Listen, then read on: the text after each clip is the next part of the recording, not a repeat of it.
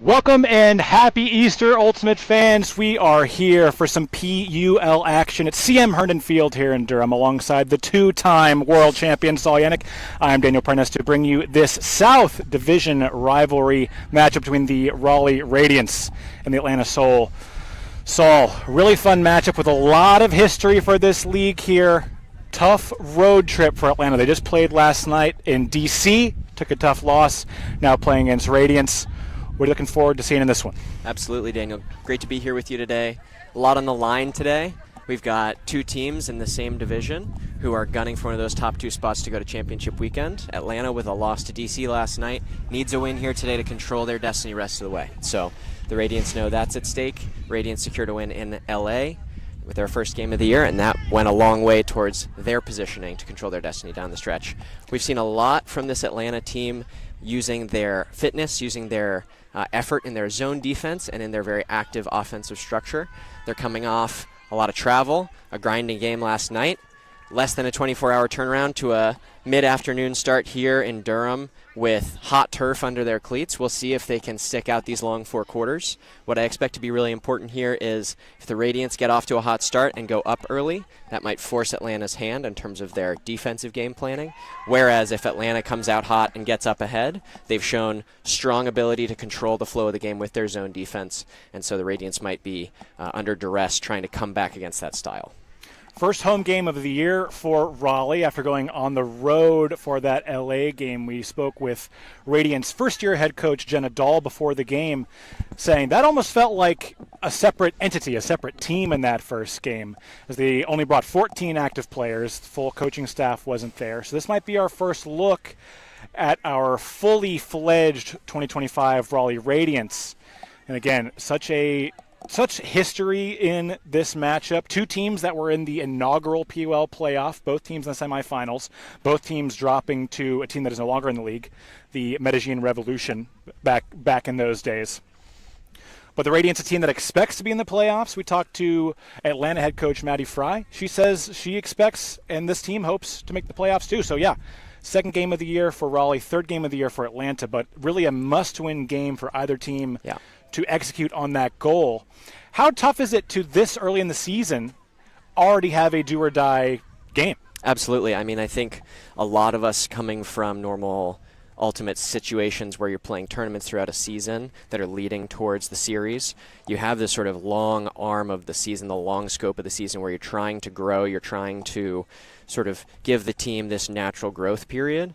But then you get to 3 weeks into your season and everything's on the line all of a sudden. There's a different preparation, a different framing that goes into how to prepare for a professional season like that. So different teams are going to handle that in different ways. Some teams are going to view the growth mindset-oriented approach as the best way to get the result that you need in that situation. And some teams are going to say, we're going to engage with that challenge. We're going to runs straight on into that need to win this game, and that's going to be part of our framing going in. So we know that Atlanta is approaching this. Coach Matty Fry said, we know that it's important, but we found that we don't necessarily get the best results out of our players if we ask them necessarily to be that under the gun.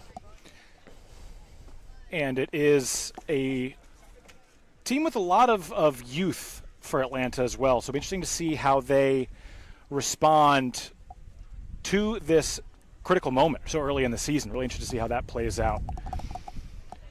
We would like to shout out Discraft. The Discraft Ultra Star is the official disc of the Premier Ultimate League. Discraft, the world leader in disc sports. Thanks so much to Discraft for their support of the PUL. As well as Breakmark. This live broadcast, the Premier Ultimate League, is brought to you by Breakmark Ultimate Apparel. Go to breakmark.com to place your next custom team order or check out the PUL Athlete collab shops. Great gear this year, I have to say, Saul, courtesy of Breakmark. Both teams looking pretty sharp in the kits. You guys should see them before too long. Just a few minutes from the opening pull. Breakmark, truly an institution in Ultimate. I was wearing Breakmark jerseys in 2011 when I was 15 years old in my first YCCs. I'm sure that there are some people watching this game, Saul, who are going to scoff at you, acting like 2011 was the old days of the game, but I'm there with you, man. You look at our field here at Herndon, here in Durham. It unfortunately got warm. Summer hit just for this weekend, really. We'd had some pretty nice mild spring temps really until this weekend. Atlanta in particular, I think, will be unhappy with that on the back of their tough night game at the Washington, D.C. Shadow last night, their first loss of the year. And we are under level 1 heat advisor. I did overhear an observer say, so that means that teams will be taking a 2-minute extra break. I believe it was after the first goal, after the 6-minute mark. Halfway through every quarter. That's right. So just keep that in mind as we get along this afternoon, this Easter Sunday, and I hope everyone has had a happy Easter. Thank you so much for spending this afternoon with us. Daniel, one thing that I think will play a big role in deciding today's game is which team can be more efficient with their D-line. I think last night, and including last night and the home opener for Atlanta against Austin, we've seen this Atlanta team is capable of generating turnovers against all competition. We've seen them drag out long points with their zone where the other team appears comfortable, and then just a small execution error turns the disc the other way. And they haven't been able to convert those into goals enough for them to control their own destiny here today. So we'll need to see a higher level of efficiency from that unit. And on the Radiance side, the Atlanta offense has been prone to throwing it deep as part of their primary strategy. So if they can defend against that huck well and then turn it into a break the other way, that'll, again, force the Atlanta coaching staff's hand to potentially pivot away from what their stated game plan is. Let's see, both teams coming out of their pregame huddles now. Get a good look at Soju Hokari, number 29 for Atlanta. That is one player who was not present, not available last night for the Soul, so a really big addition for Atlanta here as they try to bounce back from a really, really tough road trip. You know, PUL, a league without the biggest budget, and, you know, really runs entirely on support from viewers like you. But, yeah, really just a tough draw for Atlanta. They did fly to D.C. for their game last night. Drove to a little outside of Richmond, Virginia last night after the game. Matty Fry said that coaches weren't asleep until after midnight last night. Got up early this morning to make the drive down to North Carolina for this one. So hopefully there's enough in those legs to put on a good show for us today. And it looks like it will be Atlanta, as you see in black. Starting on defense in this one, it'll be Mia Greiner taking pulling duties. We have a bit of a light throwers wind heading into the face of the Atlanta players from our right to our left. but the wind here at Herndon Park tends to be minimal. Yeah, a little bit of a breeze, Saul, but not too much. Hopefully won't impact the throws a whole lot.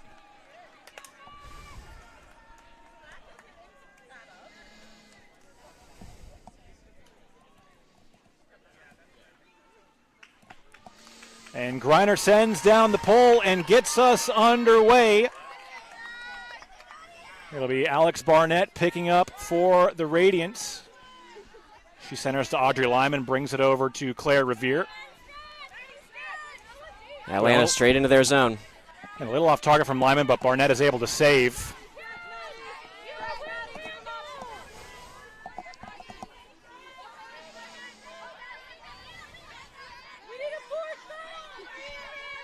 You see 3 in the front of that zone, but a nice throw over the top to Katie Backus. Milestrip finds some space.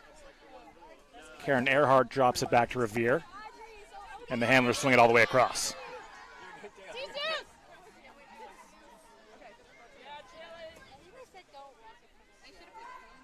Barnett to Earhart.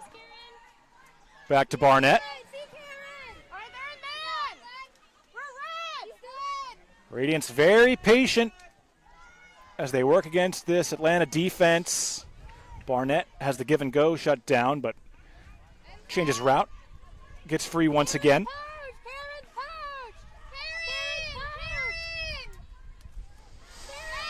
High stall reset. Earhart able to adjust that disc, popping up a bit.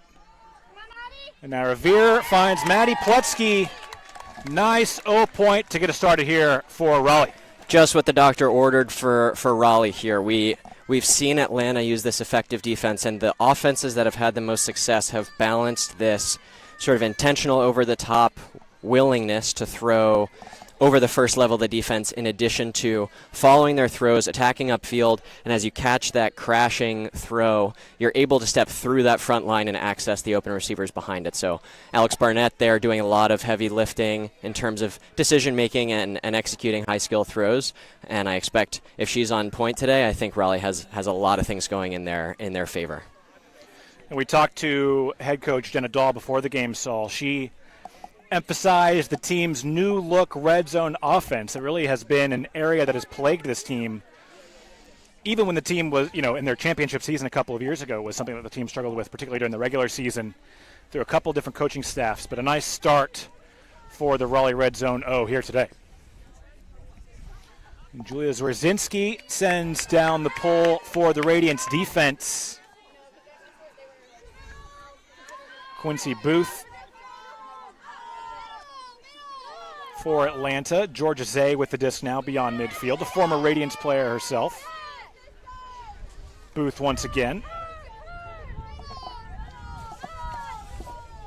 Chloe Green and Booth exchange resets. And Booth sends the big lefty backhand down the field into the soccer goal, but that won't count for a point. It was Georgia Zay giving chase, but just out of her reach. Classic example of the Atlanta structure there. Really spread out, attacking the middle of the field, and when they get those incisive gainers, they really create an island for the next cutter to operate in. Booth just overshooting Georgia Say there. A look that I think Atlanta is going to be happy with at the end of the day. Ginny Riedel to get the point started the other way for Raleigh. Natalie Baumgarten.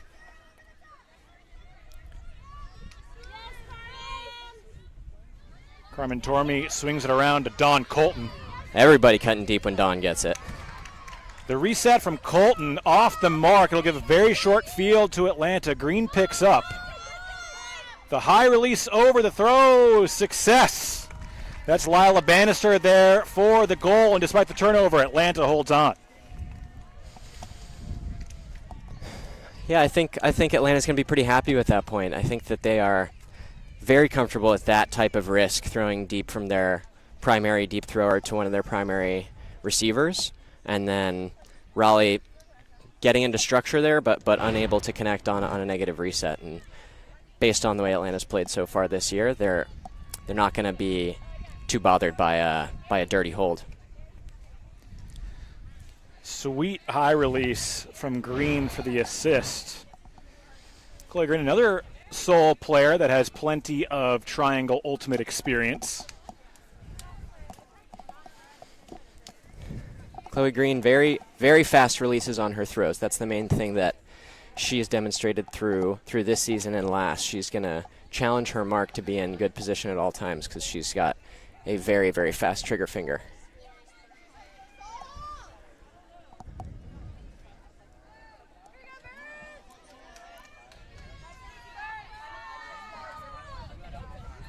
Barnett catches the pull, centers to Lyman. Matchup defense from Atlanta.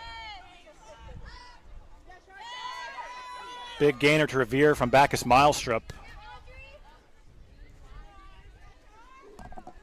Lyman beats Liv Ford to the far side. Great cut from Revere to gain a few more yards. Raleigh's knocking on the door again. The hammer right into the middle. Not sure that was exactly expected, but Katie Bacchus Milestrup is there right in the middle of the end zone to reel it in. Caitlin Gross probably left dizzy after she was wide open at the cone there, but Radiance clearly going into this game with the intent to throw over the top, and Revere leaves her defender in the dust and pays it off with the hammer into the least guarded space on the field, right in the middle of the vert stack.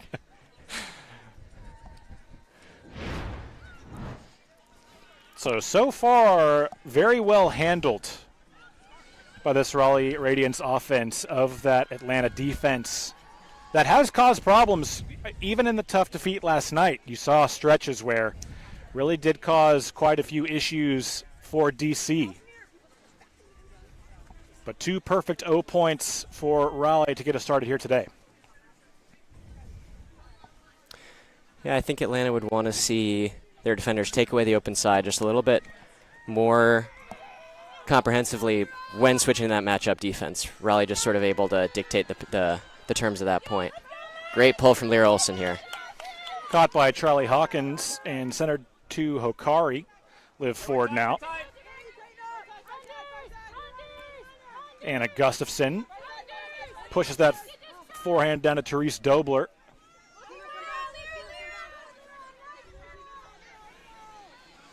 Dobler to Hokari to Hawkins. Low inside, low inside, low inside. We have a stoppage downfield.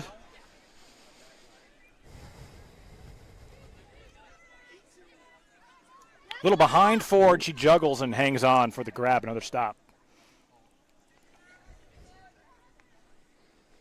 We'll see how Atlanta can execute in the red zone here.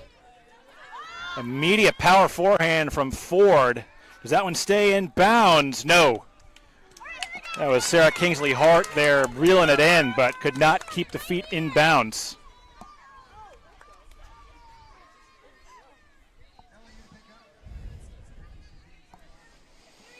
Atlanta falling into his own defense here with their O-line.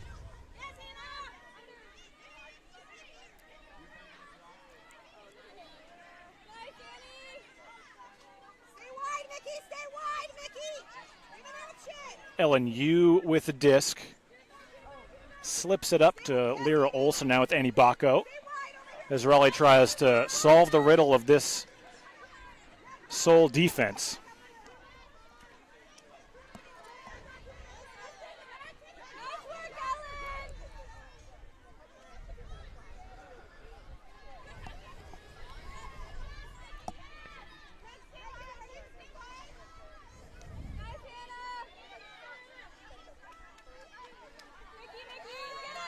That one beyond the reach of Sarah McKee. Great work by Atlanta defensively to keep Radiance pinned deep. And that's their comfort zone as a team, right? They're very comfortable with that possession dragging out because they're confident that it won't lead to a full possession all the way down the field. That one gets away from Ford, nearly blocked by Olsen. Hawkins makes the play. Again, good defensive pressure. This time it's Hannah Betcher. Meg Manning to McKee, and Betcher's going to get open under for a nice gainer as Radiance seeks the game's first break. Transition offense forces Atlanta out of their zone here.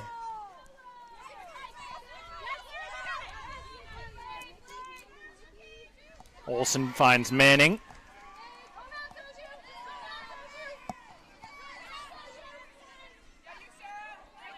Nice grab by you on that reset. McKee with the continue to Betcher for the score. Bookends for Hannah Betcher.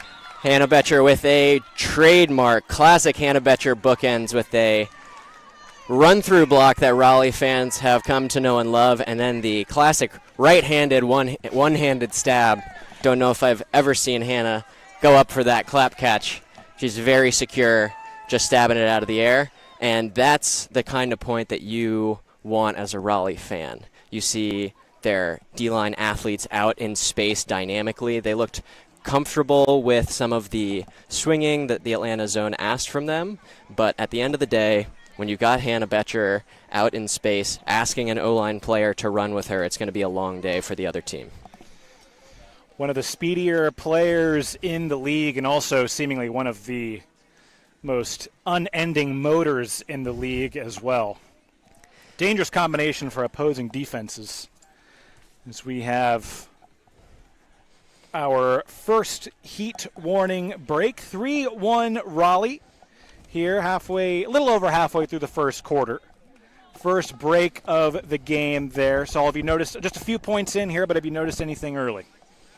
Yeah, I think Raleigh came out and did pretty much exactly what they wanted to do. They look like they're getting lots of their players involved. They've gotten 2 very clean offensive holds with only minor speed bumps along the way. They navigated the zone incisively, and they've taken Atlanta out of their deep game by seemingly backing the receivers through the first half of the point, and the red zone possessions haven't been completed so far for Atlanta. I don't think Atlanta's off their game script so far. I think the execution has been better from Raleigh, and maybe that's sleep, maybe that's just some of the uncontrollables, but Atlanta in a hole despite good systematic execution. Yeah, only a pair of turns, right, so far, or 3, I guess, because there were 2 turns on the last point. Yep. And Raleigh just 1 for 3 on break chances. 0 turns on offense so far. Very sharp start, I would say, for the hometown team.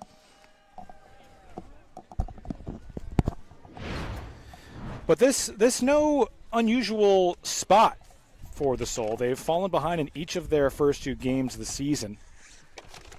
As we are getting another look, I believe, at the Hannah Betcher run-through block that led to that first successful break opportunity. But Atlanta gave up 2 breaks to start in their first game of the season against Austin. So they are a team that has fallen behind and been able to come back.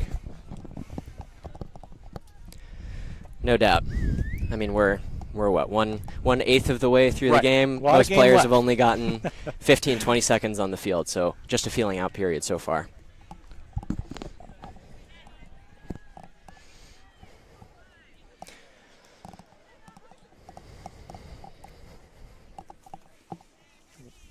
It'll be Julia Zwerzinski to send it down for Raleigh.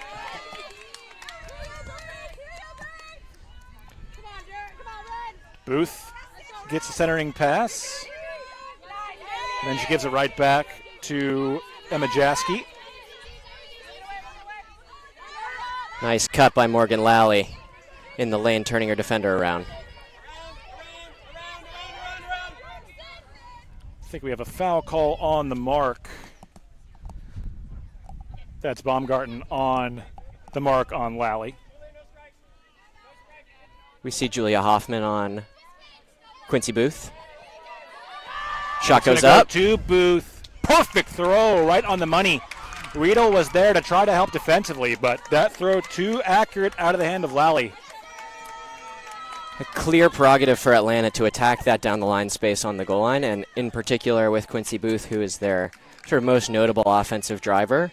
She's been a notable young up-and-coming player out of Atlanta for a number of years, and now she's really stepped into this role as the centerpiece of the team's offense. She's unmissable on the field. She stands out as that towering lefty frame, and she's got a booming backhand hook that she was very willing to unleash last night in D.C. So we're going to see how Raleigh tries to take a individual or team-wide approach to limiting her impact here. Yeah, Quincy Booth, one of the longest up-and-coming periods of her career I've ever seen. And that's because she was playing club nationals with Atlanta Ozone when she was only 14 or 15 years old. Her first club nationals, I believe, back in 2018. Wow. So she has been playing Ultimate at a high level for quite some time. Grant Lindsley couldn't hope to match that. So Raleigh back out on offense. So far, that offensive unit has yet to turn the disc over. Mary Rippey gets an early touch. Barnett finds Earhart, who has no mark on her at the moment. Claire Bittigary-Curtis comes under and then pops one up in the air looking for Gross, but that one's going to tail out of bounds. Not the throw Bittigary-Curtis was looking for.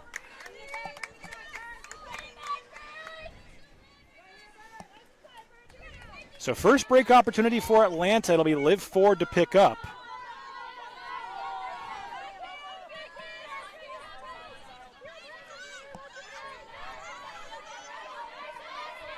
Ford wanted to go deep. Now going to have to settle for a late restall.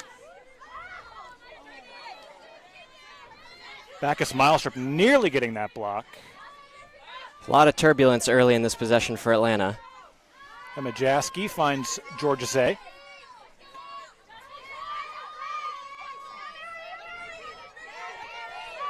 And a high stall throw to the middle. Bacchus Milestrip there is there to clean it up. And there's some confusion defensively for Atlanta as they transition. Barnett just giving Charlotte Doran everything she could handle in the backfield there. Lyman pushes the forehand all the way across the field to an open Earhart.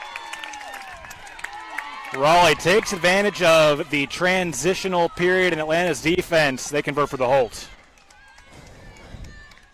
Atlanta coming away from this point, getting what they wanted. They funnel the Raleigh deep receiver under, force a sort of reverse of roles deep shot there with Bittigary-Curtis shooting deep to Gross as opposed to the reverse. Unfortunately, and maybe not unfortunately, credit to the Raleigh offense. The O-line very locked in on defense there after forcing a stall 9 full field swing out of the initial set and then a punt after the next subsequent cuts were shut down. So we'll see if this Atlanta D-line can put together prolonged possessions where they don't have a short field and where they don't have the ability to shoot it deep on the first throw. Yeah, you could tell Ford was looking for it right away. But you're right, Saul. Really impressive transitional defense by Raleigh, and then transitional defense a little bit lacking from Atlanta the other way, and that really was the difference on the point.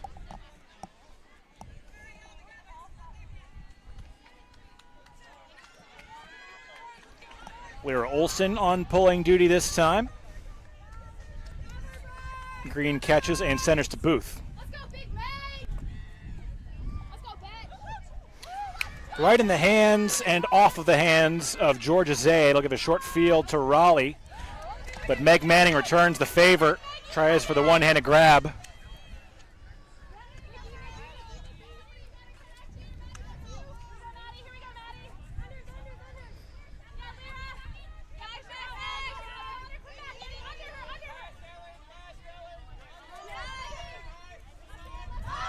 Shot goes up. The forehand downfield, but Olsen is able to undercut it. The wind knocked that one down a bit.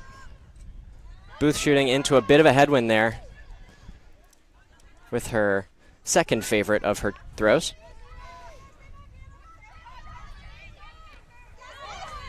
Nice grab by Betcher to save that reset.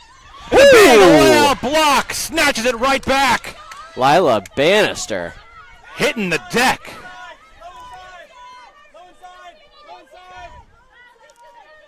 Hawkins gets it off the sideline to Booth. Over to Zay. A little behind, but reeled in by Lally. Green goes to the hammer to the far corner. It's turning over a bit, though. Late layout attempt from Kingsley Hart, not able to reel it in.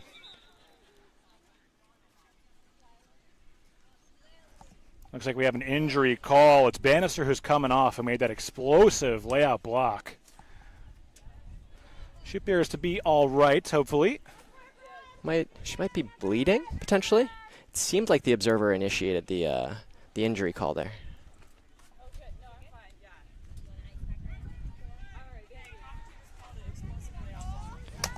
And she did shoo away the trainer. She said she's fine, so that's good news.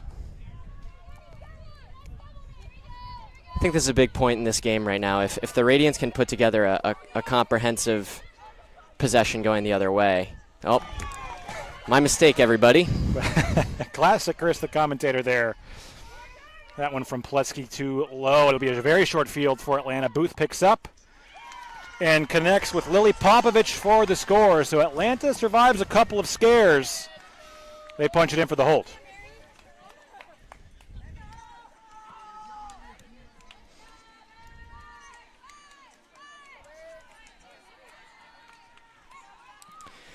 If I'm Coach Jenna Dahl, I think I'm pretty happy with our first quarter so far. I think imperative here is put the disc in on offense and then prevent a score as the time runs down at the end of the first quarter. I think ideal is burn some clock here, get a turnover, and then hold possession until the end of the quarter, and then either you score or you don't. But you can't allow Atlanta to turn you over, call a timeout, put in their offensive group, and tie the game up, and giving you a short clock to work with. It is one of those wrinkles of the professional game that you don't get in the club format. It was something we saw Raleigh use to very good effect, Saul, in their season opening win against LA, getting a pivotal break right at the end of the third quarter that really swung the momentum of that game and led to Raleigh's victory. So something we will be keeping an eye on here as we creep towards the end of the first.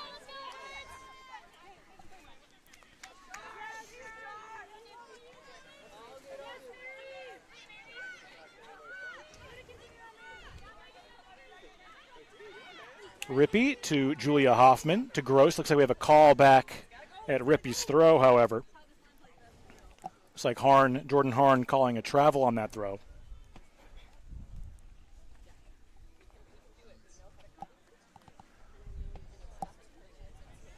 Travel overruled. Observer Jake McGugan on the call.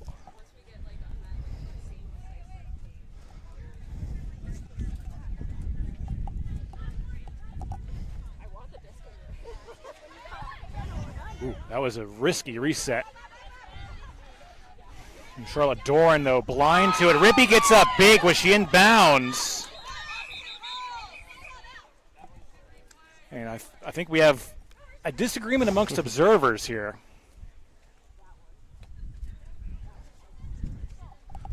That happened right in front of our commentary booth. I did not have a good look at it myself. It looks like observers are going to rule that was caught in by Rippey.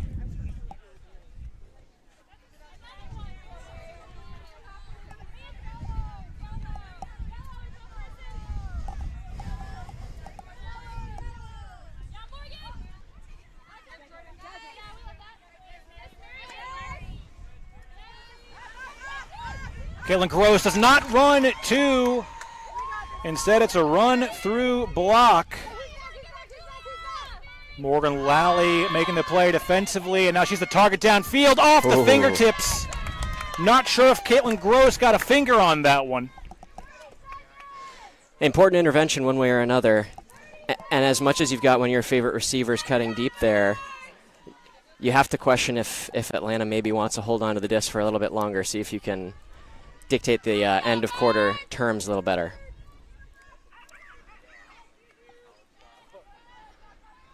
Really tight matchup defense across the board from Atlanta on this point. Clara Veer is able to find some space down the line, though, and as she uncorks a big backhand looking for Hoffman, Liz Ford under it defensively. But Hoffman is the one who gets up highest. Big one-handed grab from Julia Hoffman. The buzzer goes. This will be the final possession of the quarter, and Hoffman gets it back for the score. The Radiance rookie caps off the quarter with a big point for Raleigh. Ultimate fans have been seeing that Claire Revere backhand unleashed since a full decade ago. And this one hangs up just a second, but she likes to make her her tall, long-arm teammate look good, Julia Hoffman, declaring herself onto the PUL scene with that play, and Radiance get out of that scare at the end of the first quarter with still a 2-point lead. Hoffman, what a play to cap us here off in the first quarter to give Raleigh a 5-3 lead at the first intermission. We will take a breather and be back in just a few.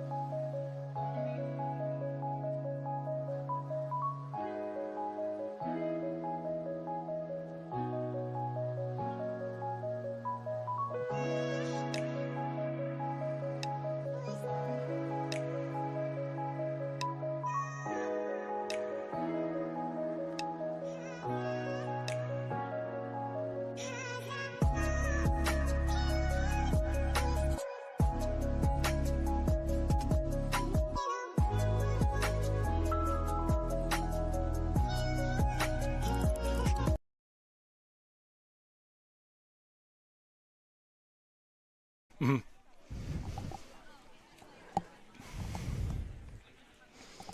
Let us know when we're back on. Oh. Well, spoiler alert, we are back. Just about to get underway here in the second quarter, but first, the Radiance would like to shout out one of our local sponsors. In fact, our longest gold sponsor, Lori Marcy Real Estate. Like the Radiance, Lori is dedicated and competitive. She's always aiming for the ultimate victory, finding you the right home. Reach out to her for any home realtor needs. Great first quarter in the books, especially in those last couple of minutes. The team started to put out the big plays for us all, and we're back underway in the second. Green to Booth.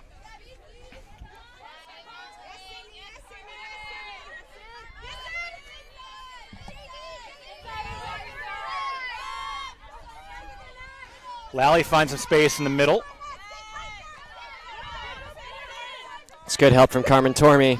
Lally was free, cut into the end zone for Booth. Booth on CBC, that's a fun matchup.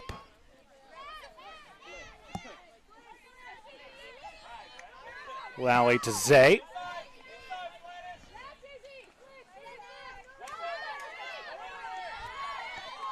Patient work from Atlanta now to look to the end zone. And a big layout block! Or the layout catch, excuse me. Guess I was who? having flashbacks to the end of last quarter. But what a play by Lila Bannister to cap off the clean hold for Atlanta.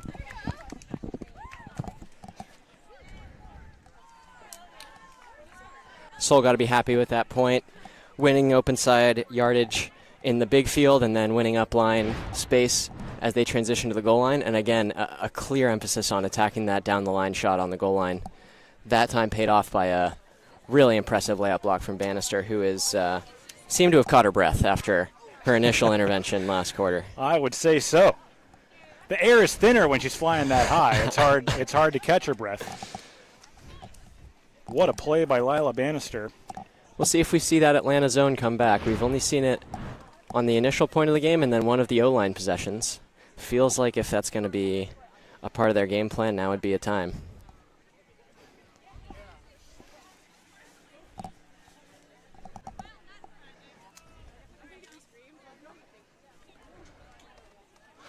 What feels better, Saul, the layout block or the layout grab? Daniel, you're asking someone who doesn't do that all that often.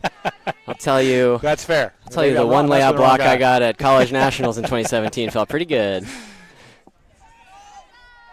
That pull goes out of bounds, so it'll be right around the middle of midfield for Lyman. It looks like Atlanta back in the zone.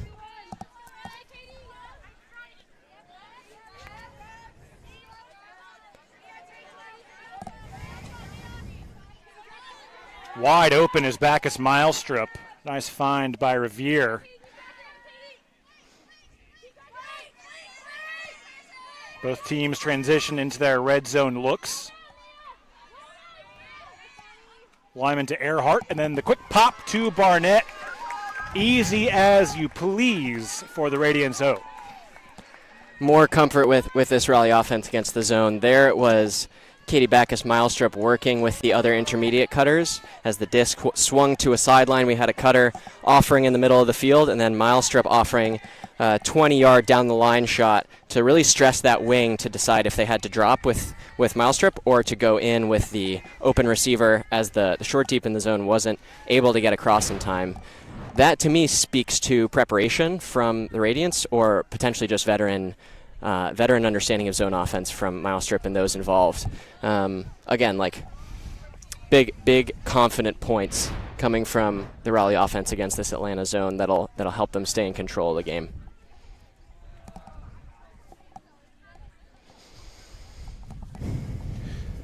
And I will say, there have been no signs from Atlanta. I know we're still relatively early, just a couple of minutes into the second quarter, but no signs from Atlanta that they played a hard-fought game at 7 o'clock last night, drove to Durham from the Richmond, Virginia area this morning.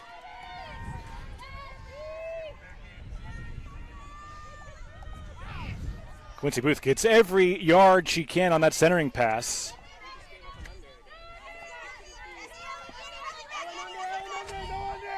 Megan Gerald's able to reset to green. Here's Doran.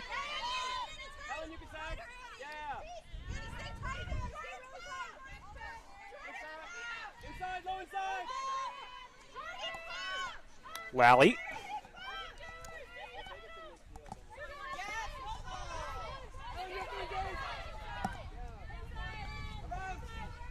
Atlanta attacking all levels of the field.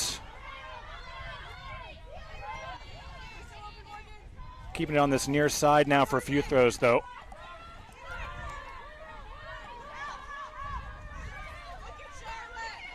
Late stall throw. Greiner the nearest and the one who reels it in. Nice grab by Mia Greiner. And Greiner is left undefended, cutting back to the stack as well.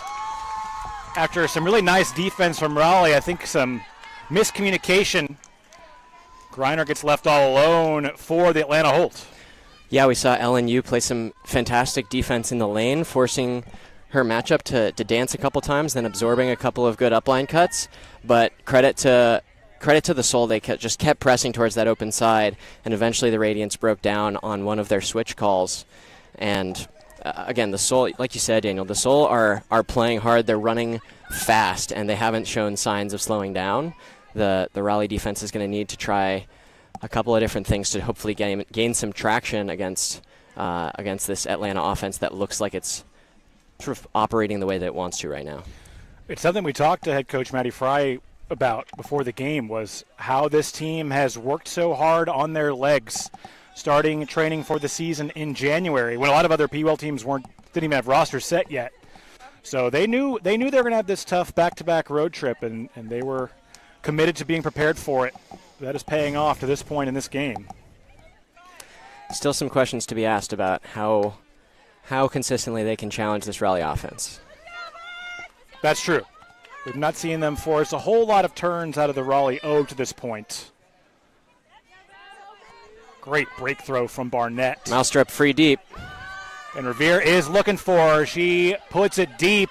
Defenders have a chance to catch up, but it's Bacchus Milestrup who gets up over Georgia Zay, her former teammate. The big play by Katie Bacchus Milestrup gets the quick Raleigh hold. Chloe Green says she's a mother. In fact, she is. The ageless Katie Bacchus Milestrup has been doing simple yet highly effective ultimate decision-making and clear angles on her deep cuts for as long as we can remember around here. Just a joy that she comes back to the team year after year. Yeah, so good to have Katie back on the team. She did take a little bit of a break to have a baby. One of the cutest babies you ever see, Layla, who I'm sure will be on an ultimate field before too long.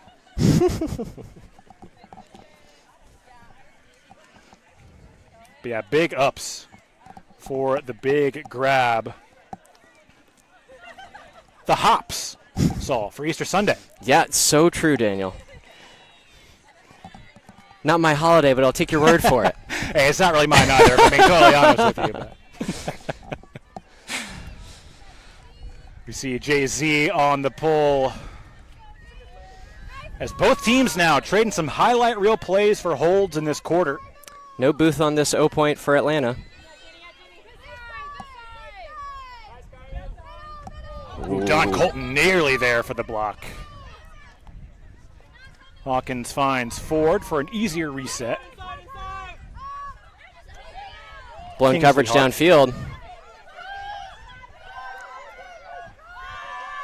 And now it finally set, but too late. Riedel is there for the interception. Hoffman to Colton. She wants to go deep. She will. That one rainbows a bit. Oh! With a big grab by Natalie Baumgarten in the dish for the Raleigh break. So we see 2 points in a row. There's a defensive breakdown, and there's an open receiver deep. Raleigh, on the one hand, had a first throw. They immediately diagnosed it, and Revere tees it up for Malstrup in the end zone. On the other hand, it seemed like Atlanta took a while to diagnose it, and by that time there was recovery time for the Raleigh defense. And then Raleigh again attacking in transition back the other way. Colton sees a numbers game downfield and puts it up where her... Again, this seems like a theme for this team. A lot of long arms in red today. Very consequentially so for Nat Baumgarten there. That was something you observed, Saul, ahead of the game when both teams were coming out for the player announcements on the field. Seoul does not seem like a very particularly small team, I wouldn't say, but you know, apart from Quincy Booth, there aren't a whole lot of players on that team to match the length of some of these extremely long players on Raleigh. We've seen that pay off a couple times here.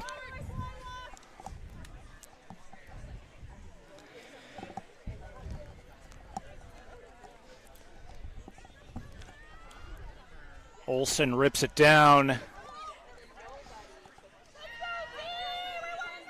Feels like another big point in this game, another pivotal moment. All of a sudden, Atlanta feeling a little bit like they're in a spot where they must get these holds. A few players in the area, but it does sneak its way through to Green, but that one's going to be too low downfield, looking for Bannister.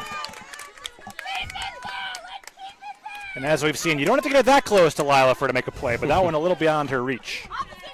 Chloe Green finding herself downfield in that situation. Again, shot goes up. Rippey and Manning in the area for Raleigh. It tails away. That one kind of directly overhead. Difficult for the player to get a good read on it. Falls to the turf without anyone getting a touch.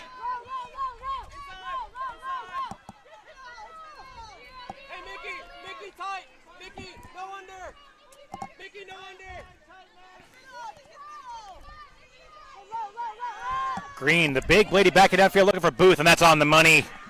Nice adjustment on the downfield throw from Chloe Green, and Atlanta gets the hold. Chloe Green gets a second bite of the apple there and absolutely makes a crucial adjustment there. She's got a lot of room for error with her tall receiver in the end zone.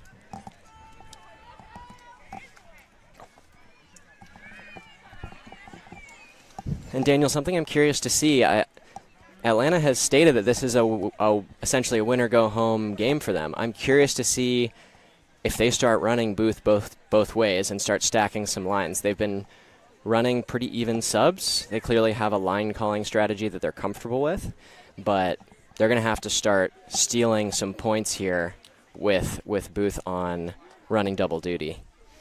Yeah, we have seen some players cross over. We've seen Liv Ford. I think I'm not keeping track of, I'm not tallying lines, but it feels like Liv Ford has been out there crossing over the most often. So it doesn't seem like they're afraid to do it, in terms of overall strategy. But you're right. Yeah. I wonder if they get maybe some of those more high-impact players crossing over to get some needed breaks.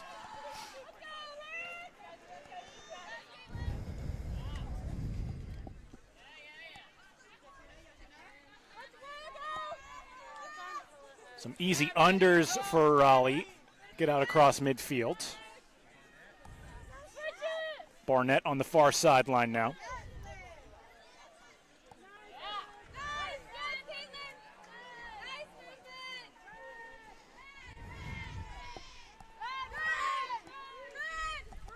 Audrey Lyman bounces it underneath the mark. Finds Alex Barnett running across the face of goal. Nice offense there from Raleigh. Coach Jenna Dahl pregame said new red zone offense structure was a big focus for them coming into the season. And there I think we saw universally powerful end zone offense principles at work with throw and go action, attacking the open side, putting the pressure on the defense to take that space away. Otherwise, you're just going to keep running it up that open side. And as you switch or as you over pursue on the mark, a lot of players in red stepping through and delivering crisp around backhands to chest for yardage and to maintain the defense on their heels. So a point that the Raleigh offense can be very happy with there. I'd also like to take a moment to shout out a player who was critical to that sequence, Claire Bittigary Curtis. Fun to see her develop in that way over the years. A player who, when she first joined the Radiance a few years ago, was really a player you saw exclusively making an impact deep. But you saw her there really running anchor as that disc swung back and forth and used that length advantage of hers to get around marks to great effect. Still waiting for the Radiance to press that CBC button in the end zone at some point this game. Quincy Booth unleashes the big backhand right away. Out of reach of her offensive targets, it's Don Colton who sprints it down for the interception. Colton setting up with a buffer there that other players may not be able to play with, but she's comfortable in that positioning.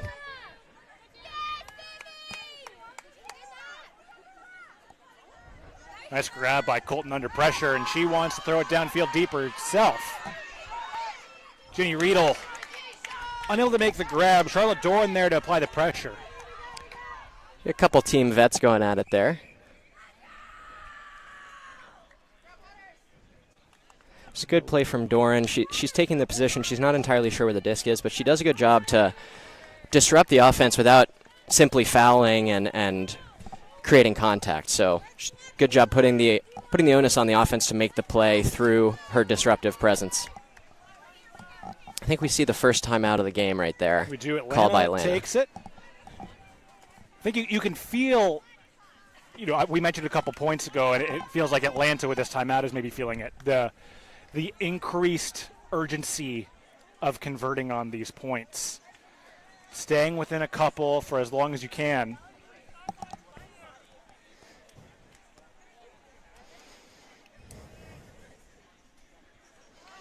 I'd like to see the Radiance, once they get that initial initiating pass, I think they've established their deep game. They've got some potent deep throwers on their D-line.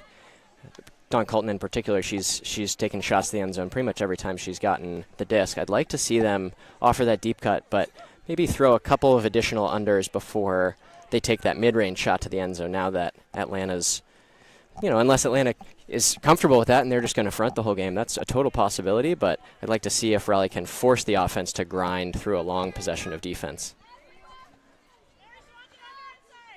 Disc back in play. Booth finds Green.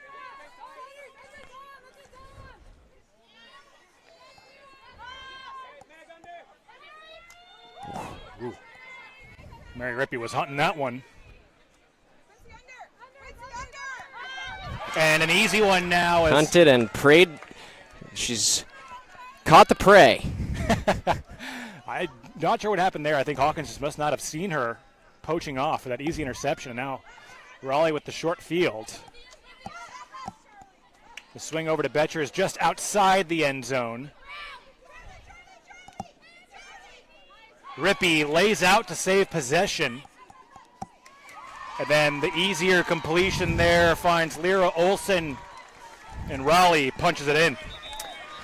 That feels like an important point there, Daniel. I think that stretches Raleigh's lead out beyond sort of a hold and an end-of-quarter situation being the difference.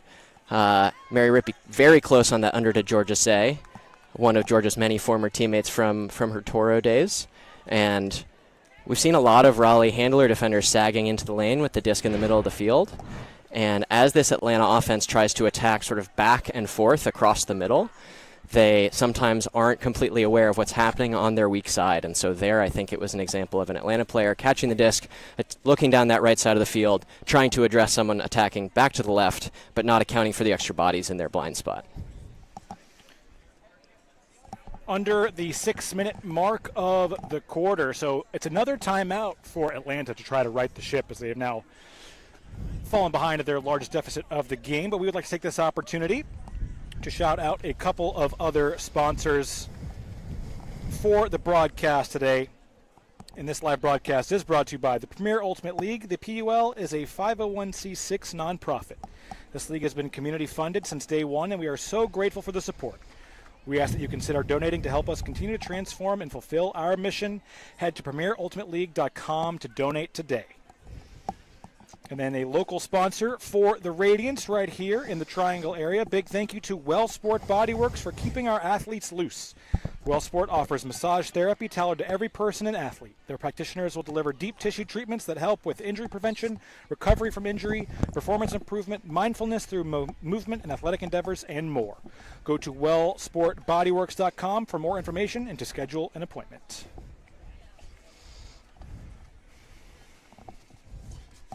It does feel very much like we are at a crucial stage in this game. After Raleigh was able to punch in that break. The quarter can play a big factor here, though. It can really help you get back in game, Saul, if you use it correctly. It can also really help you to extend a lead if you've got it. So really curious to see how both these teams are able to manage that. Can really, really drastically change how a game is progressing. Yeah, and of note, Raleigh's got 2 timeouts left to use this half. So basically any sticky situation they find themselves in, they can hit that Uno reverse card and just shuffle the deck again and put out whoever they'd like. Atlanta, I was curious about this. Atlanta may be calling that timeout in anticipation of the Heat timeout, little double timeout. Yeah.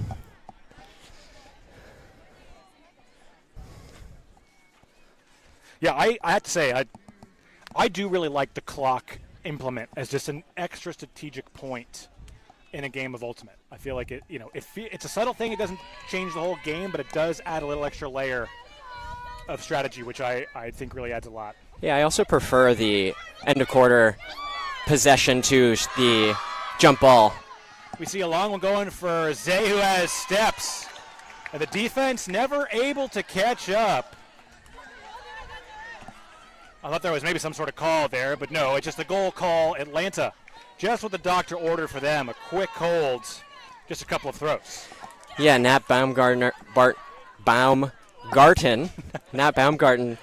close to a block there, but exposes one of Atlanta's primary throwers with no mark, and either it's a shot down the break side or just an open opportunity for Atlanta to rear back and deliver to a deep receiver in the end zone. So you can't really fault a player for bidding on a close disc, but maybe you hope to see some recovering help when the defense is overexposed like that.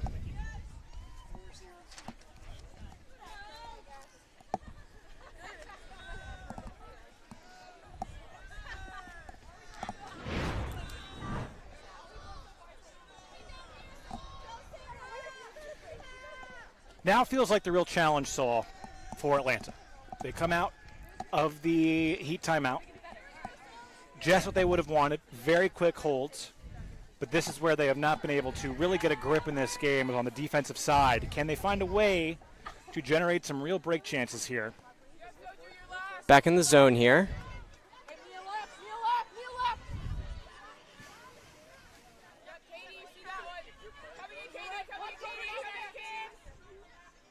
So far pushing Atlanta pushing Raleigh back, excuse me.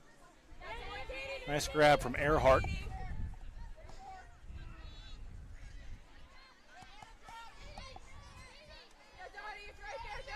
Lyman running the show, splits it right up the gut, finds Gross, and she and Pletsky give go for a few steps.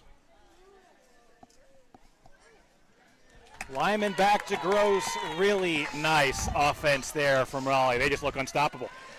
Yeah, Audrey Lyman is a really crucial thrower for this Raleigh team. She, I think, was unique in her ability to navigate the wind in their first game against Los Angeles, and showing just her class with that throw and execution and vision on that particular throw that passed through multiple layers of the defense.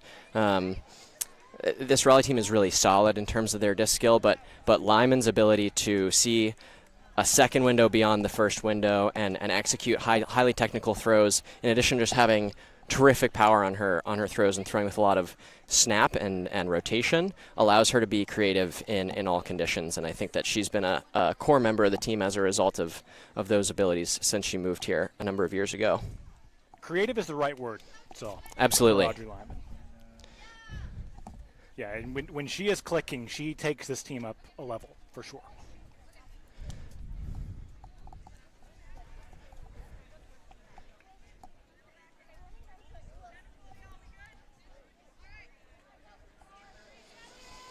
Olsen sends the pull down.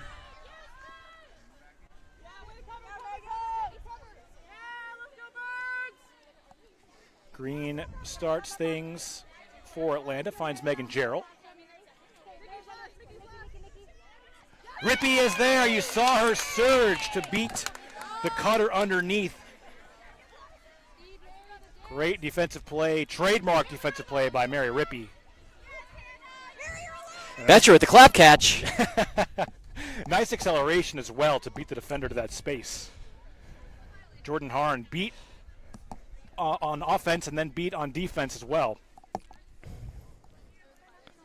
I think I might have to retire after that one, Daniel. Wait till the end of the game for me, so I can't do this alone, man. Honestly, Daniel, if I'm the coach here, I'm just calling timeout. I'm going to put my O-line, who's been untested so far today, on the field. And I can keep some of these folks out there, but I'd love to put the offensive unit out there on the field right now. Looks like Raleigh's going to trust the D-line to do it. We have another call. We've not had too many calls in this game. We've had a few in succession here.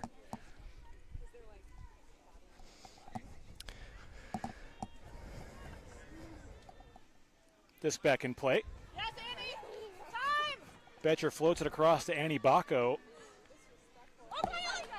That one popped up out of the hand of Bacco. You went up a little casually, I think, for it.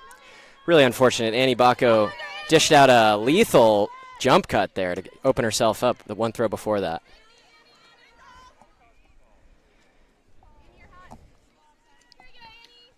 Sliding grab from Lally. And a pick call downfield brings play to a pause.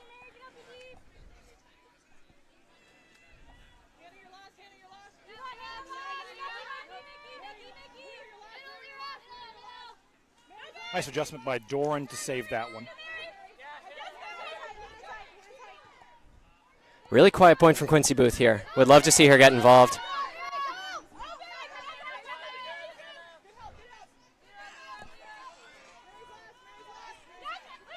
Throw to the middle.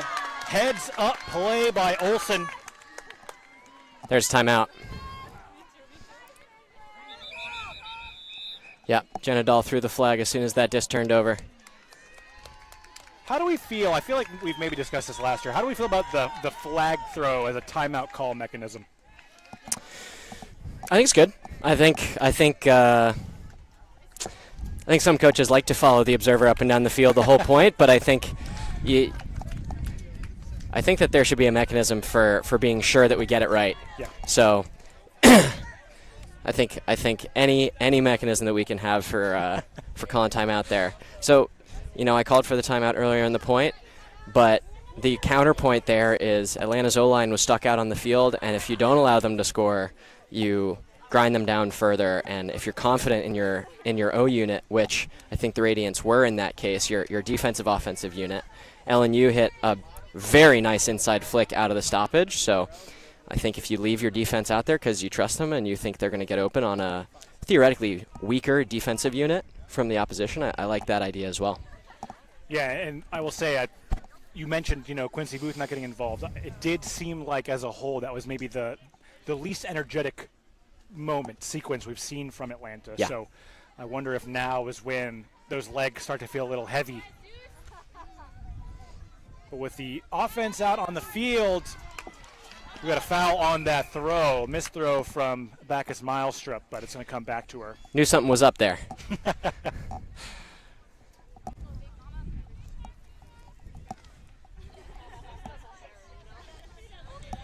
No contest on the foul call, and there the easy completion with Earhart. Bit of Gary Curtis. Great layout block. Nice play defensively by Hokari.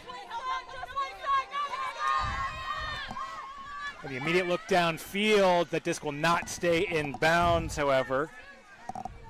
And as our clock ticks down, I believe this will now be the final possession of the half. Yes, there goes the buzzer.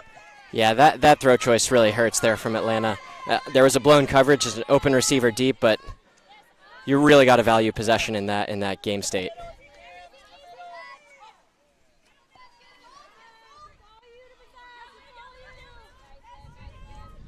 And this point is now risk-free for Raleigh. It only ends with a turnover or them scoring.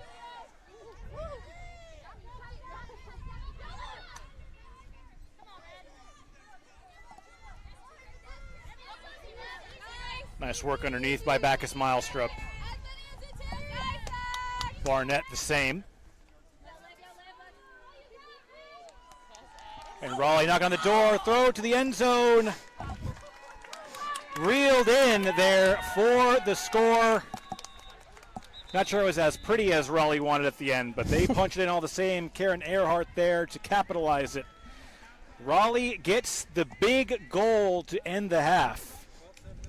They will lead 12-7, so it's a long way back for Atlanta. But so much excitement from both teams here in the first half. We can't wait for the second.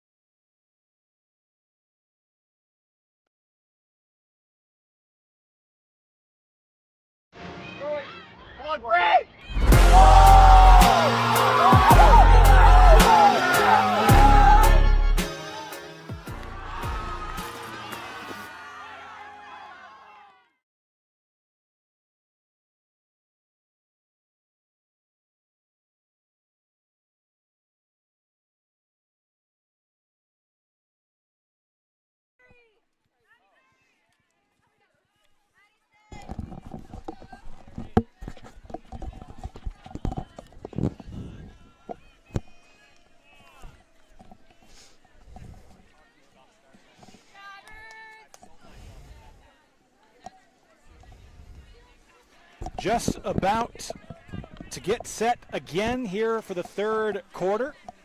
Raleigh just at the end of the half saw push that lead up to 12-7.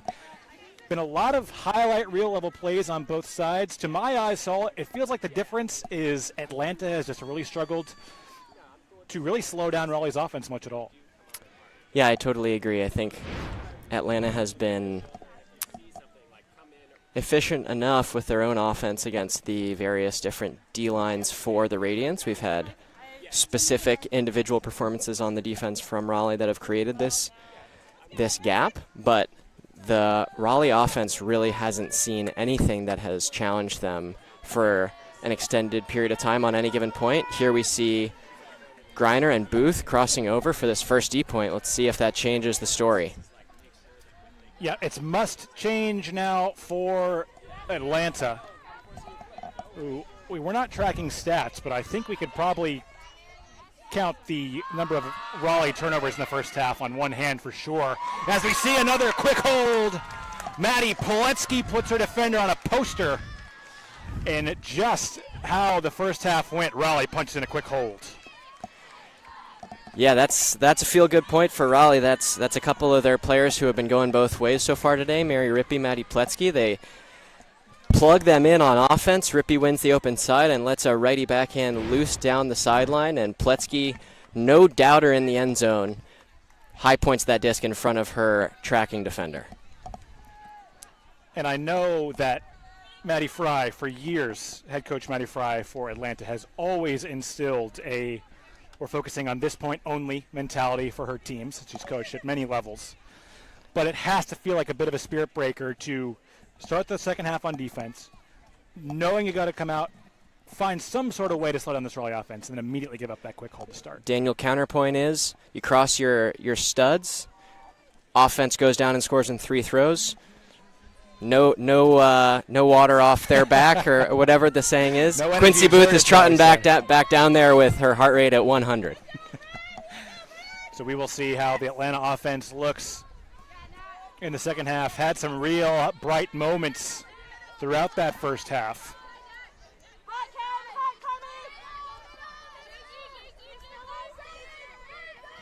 Chloe Green quarterbacking the unit. We got bit of Gary Curtis crossing here to guard Booth again. Raleigh clearly going size on size, length on length. Okari to Doran. Back to Green. Atlanta working it with the handlers. Not a whole lot of activity downfield, but Quincy Booth comes underneath.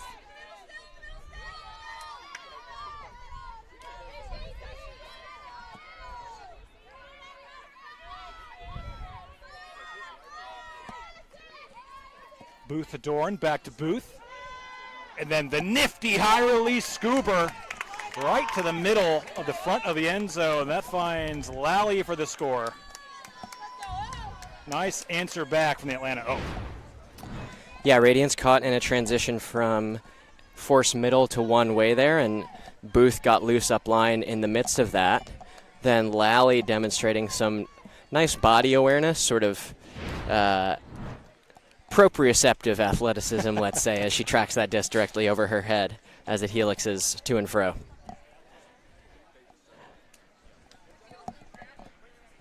So fun to see the ways that Quincy Booth has an impact on the field.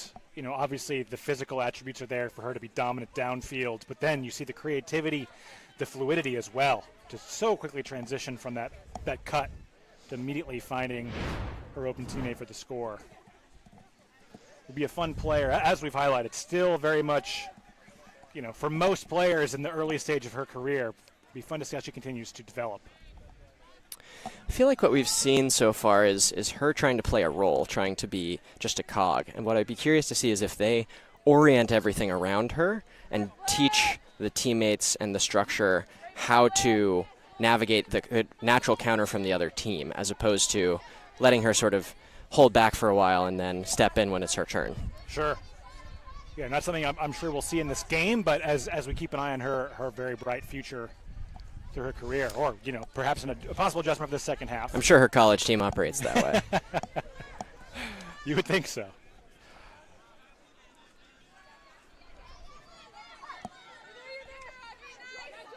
Lyman able to check down that reset. Mary Rippey's defender hit the deck, slipping on this turf, but Raleigh unable to take advantage.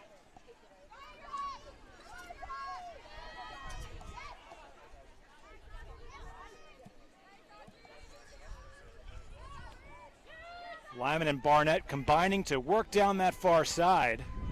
Barnett walks a tightrope and then finds Revere in the end zone. Yet another clean O point for Raleigh. They're putting on a clinic.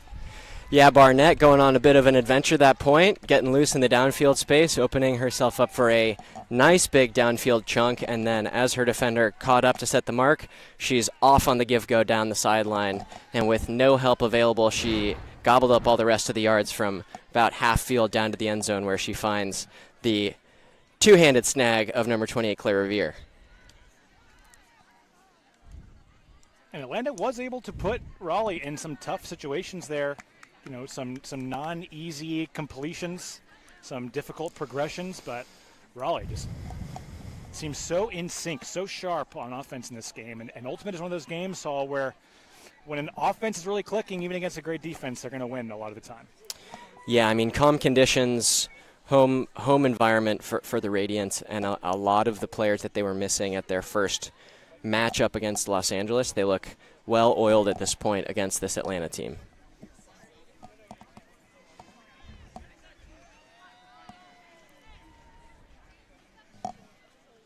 LNU on the pull.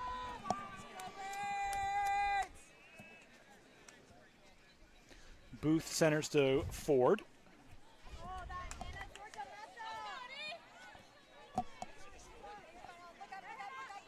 Hawkins to Zay.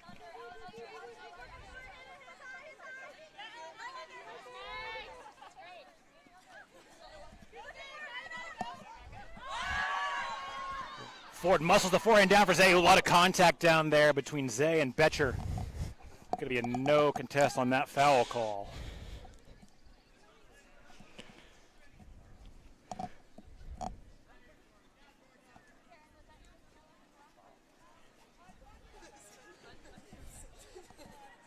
So Zay will have the disc right on the goal line.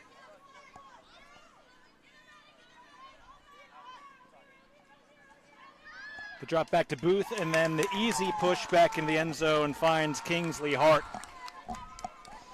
Nice work out of the foul stoppage for the Atlanta offense.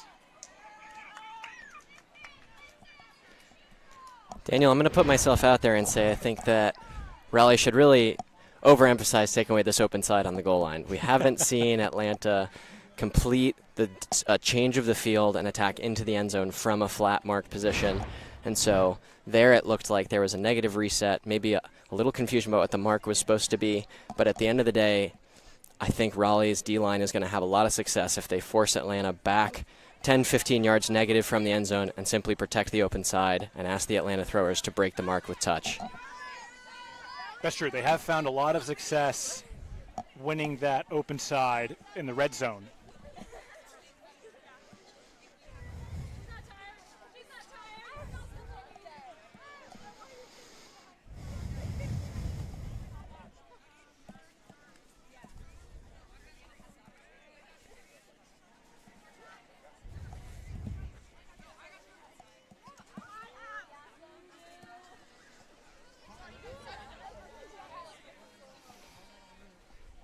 The Raleigh offense going at it again. They barely put a foot wrong in this game. Earhart with the disc. Centers to Lyman.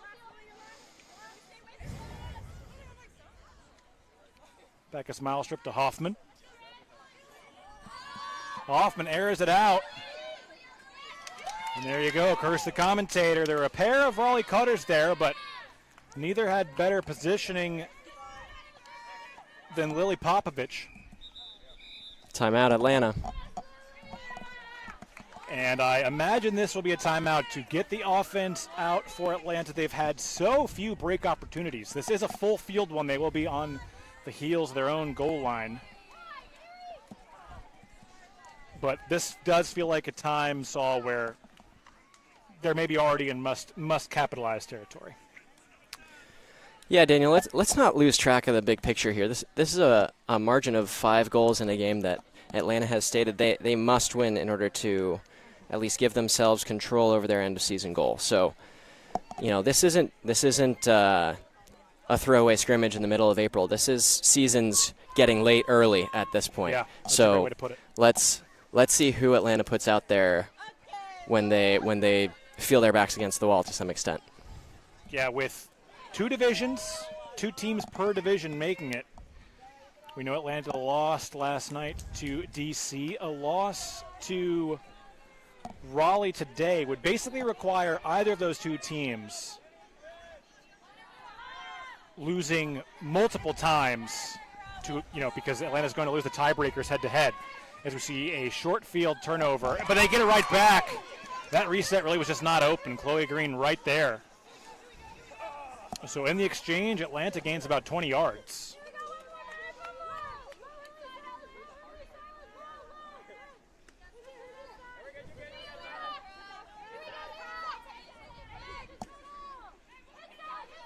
Booth unleashes the big forehand.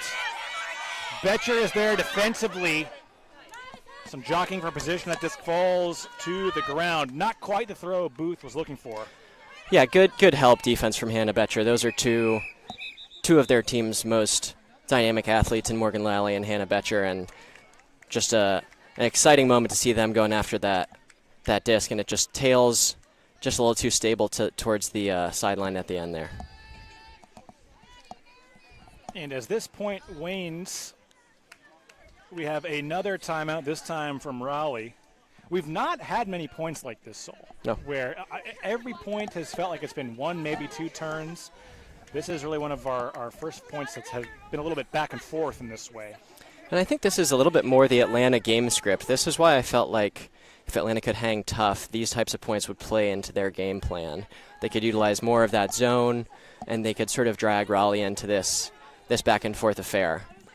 But if the Radiance are able to advance the disc out of this coffin corner situation, I think they're going to feel comfortable with where they're at. It looks like both teams switch lines again. It's Lyman with the disc for Raleigh.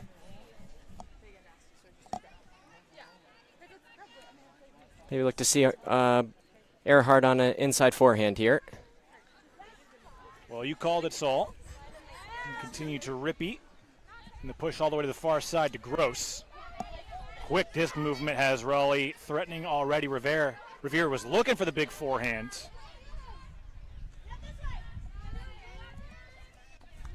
Gross to Earhart.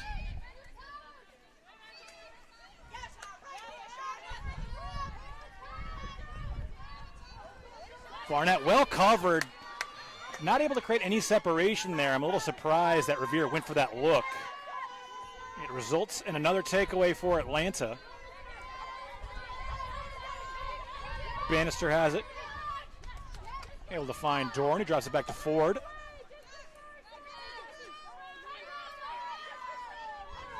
Dorn to Harn.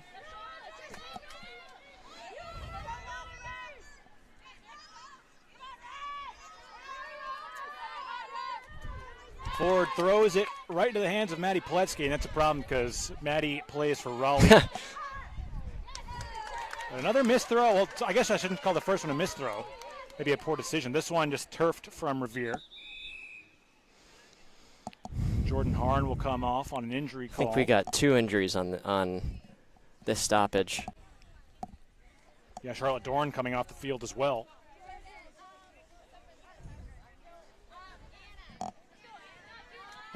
Looks like a pair of Raleigh players will make way as well. Earhart and Maddie Pletsky coming off.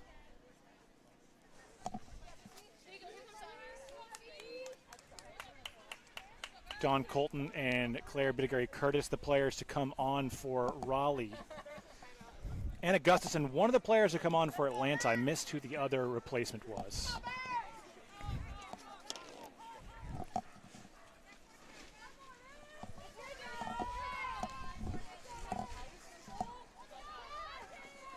This back and forth point continues. It's Liv Ford picking up.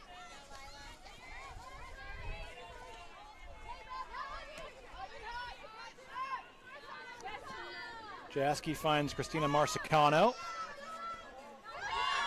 And Ford sends the big forehand downfield. But Dawn Colton, not really the player you want to test, but a big layout block right on the goal line. Snatches it back for Atlanta. I think we're going to have another injury call. But what a play defensively.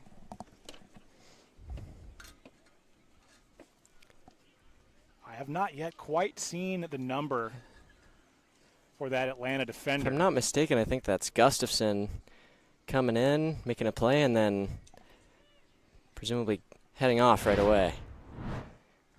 You're right. Great play by Anna Gustafson. Hope she's okay. She did hit the ground hard making that play defensively, but a big, big moment. Yeah, the Radiance pretty urgently trying to get the disc to the middle in transition here, and 2 times they've sort of telegraphed that play, and the Soul teeing off on it, making good plays to get a block and earn possession back. So a rare short field break chance for Atlanta. And the easy break throw, Booth utilizes that height to find Emma Jaski. And Atlanta finally able to punch in that break. Bittigary Curtis stuck in a tough situation there. We've seen Quincy Booth in that situation last night against DC, where she's tough to handle in terms of marking her in an isolated situation on the goal line. You'd like to see the Raleigh defense give that isolated defender a little bit of help and force the disc out of Booth's hands into scoring position.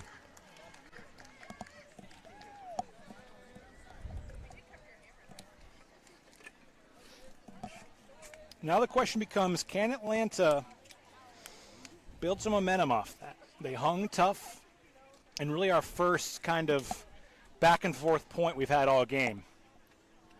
They come out on top. They had to get it, you felt. Now can they build on it? Can they stack that into another break? Or at least present, again, some real issues for this Raleigh offense to maybe have to consider as we get towards the fourth quarter into crunch time. But if you're an Atlanta supporter, you have to take a lot from that point, Saul. Yeah, I mean, I can't disagree at all. I think that's the blueprint. I think sometimes in these back-to-back situations, you see the team who's on the road feel themselves coming to the end of this challenging road trip, and they get a little bit of a second wind potentially. You know, counter to that, we just saw 2 Atlanta players come off the field with injury during that previous point. But I do think that there is they can see the light at the end of the tunnel. They can see the finish line boost that might be on its way for Atlanta if they can put together another challenging and protracted D point here. And as we wait here for another heat timeout here beyond the halfway point of the third quarter, we'd like to shout out a few more sponsors. The Radiance would like to thank Select Physical Therapy for taking care of our athletes on the sideline. The sports medicine team at Select PT helps athletes recover from injury and prevent further injury. With convenient locations nearby, care is never far away. Go to selectphysicaltherapy.com to find a location near you. The Radiance also would like to show their appreciation to O2 Fitness for their support of our athletes. Whether it's group fitness classes or personal training, O2 has the fit for you. With gym locations in Chapel Hill, Durham, and Raleigh, there's an O2 Fitness Club convenient for you. Radiance gives a big thank you as well to Brooks Pierce Law Firm for supporting our legal needs each season. Brooks Pierce is a firm committed, to understanding and empathizing on a personal level with the people who manage the business they represent. Visit brookspierce.com to find out more. Boy, they really threw some tongue twisters in there from Brooks Pierce read. But thanks so much to all of our local sponsors here. We would not be able to have our season without you. So it is tremendously appreciated, all the support you give. And this game has been a good one. Atlanta finally able to punch in a break on that last point. Can they turn it into a real road back into this game?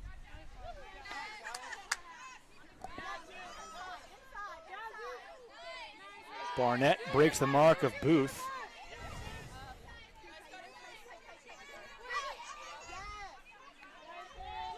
That one pops up in the air, but Earhart is able to reel it in.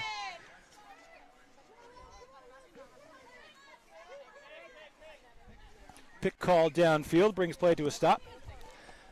We see Booth on Barnett here. That's worth the price of admission. We've had some fun matchups like that, Saul, today. A lot of fun players playing in this game.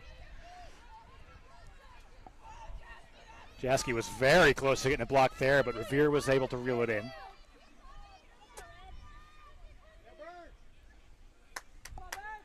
Wyman finds Bacchus Milestrip with the forehand, and Bacchus Milestrip continues. Finds Julia Hoffman some contact late. I don't think Hoffman liked that very much, but she was there to punctuate the hold for Raleigh. Atlanta, a lot of Atlanta defenders flying around in the open side lane there. A couple of close calls, and clearly Seoul players going on the field looking to make an impact on that point. But at the end of the day, just a step behind on the rotations and on trying to come through for a block. We had a couple of Raleigh players poached in the weak side, including a floaty throw to Karen Earhart, but anyone familiar with the Raleigh Radiance is going to be comfortable with that disc floating above Karen's head, as her left hand is solid and magnetic at times. Karen Earhart, I think, a player that every team would love to have. Just the epitome of the under grinder cutter, solid as a rock, so reliable. Yeah, she's a set and forget type player. Yes. Yeah, and a big addition for this Radiance team. She's played club with Raleigh Phoenix for years, and I believe this is the first year they've been able to get her to play on Radiance. So a big addition as Raleigh looks to get back into the PUL playoffs after missing out a year ago.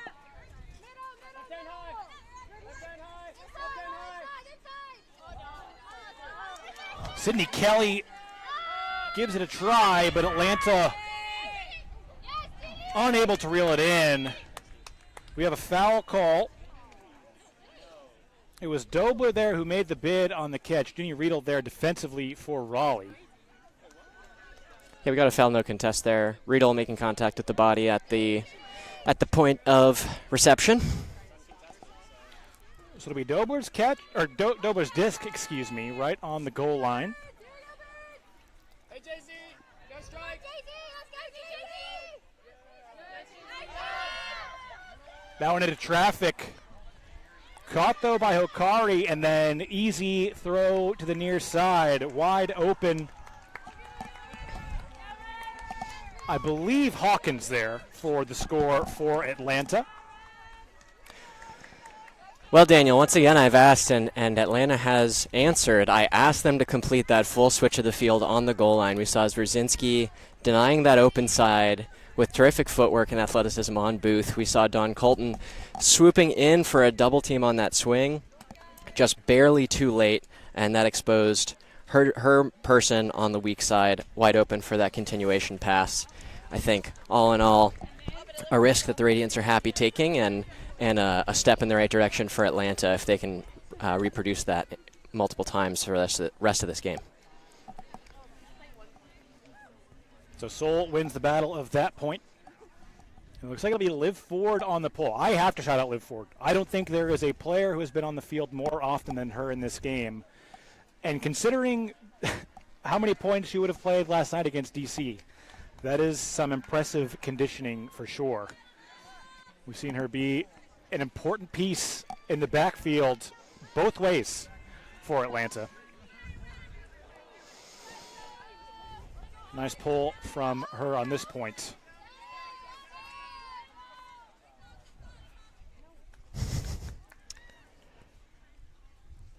We've got a pick call. Daniel, I've got a gripe with this play. There's an Atlanta defender who's picked up the wrong matchup there and runs through the path of Caitlin Gross's defender. And I just don't think that that's a natural playing position, so I don't think that the offense should be penalized for it. I cannot say that I saw the play myself, Saul, so I'm going to have to take your word for it.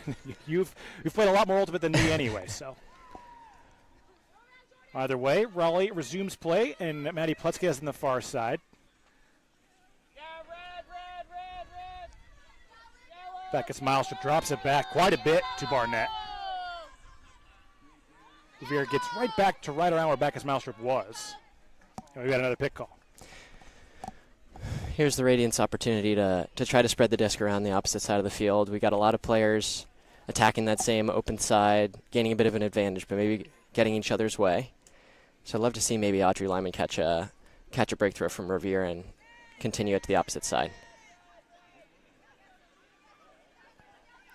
Well, here is the breakthrow from Revere, and the continue to Bacchus Milestrip.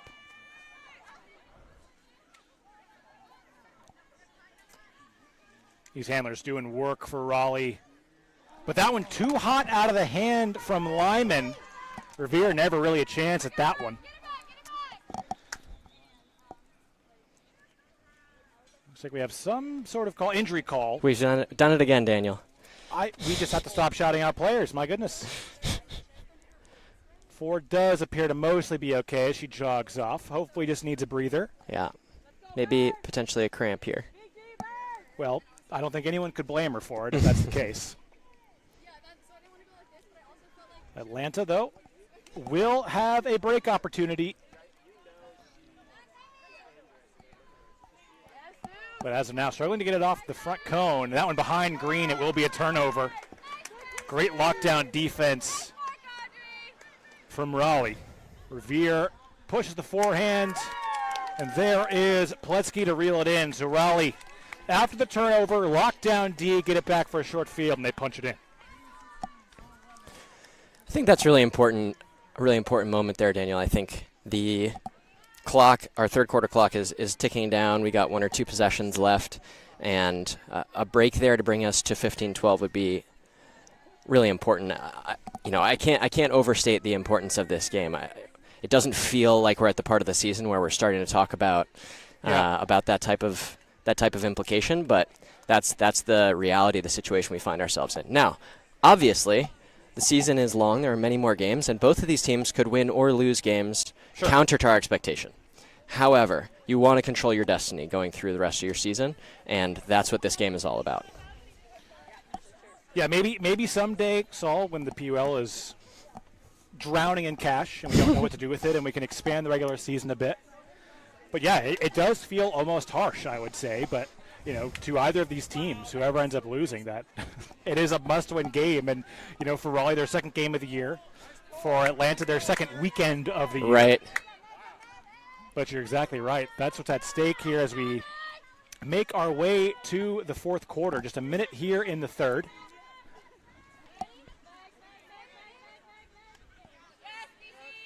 Green lasers a backhand downfield.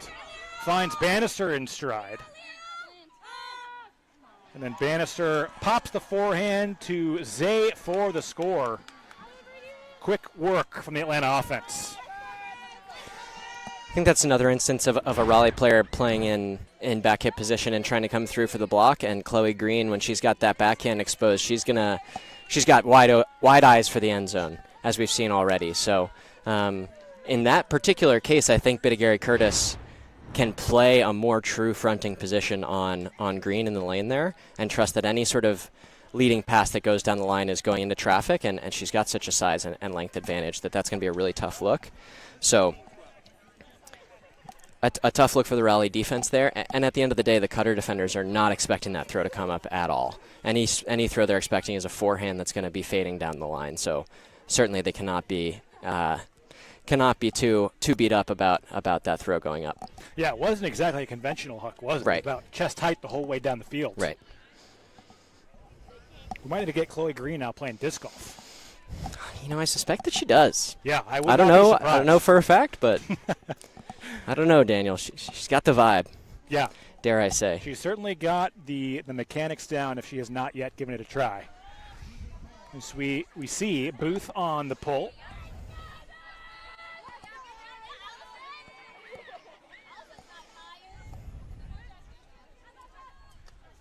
Ooh, everyone had stopped. Earhart was able to recognize that Barnett was throwing her a pass, despite the fact that she had stopped playing the point. Which the disc will be with her.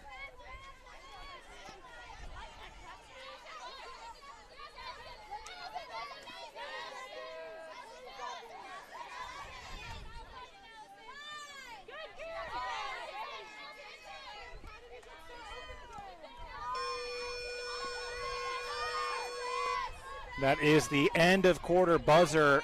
So this will be the final possession. Raleigh has really excelled in these moments.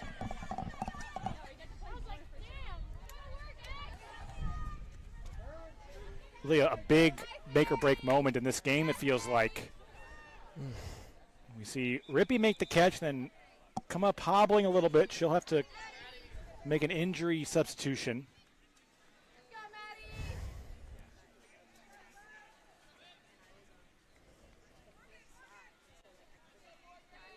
Hopefully Mary's all right. More good game management here from the Radiance. They've got the disc with the last chance to score this quarter. Clear emphasis on cutting under, swinging the disc early in the point to ensure that last possession. And we probably got a foul on that dig cut from Barnett.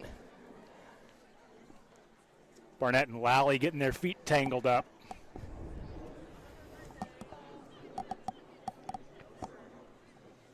Looks like an uncontested foul call.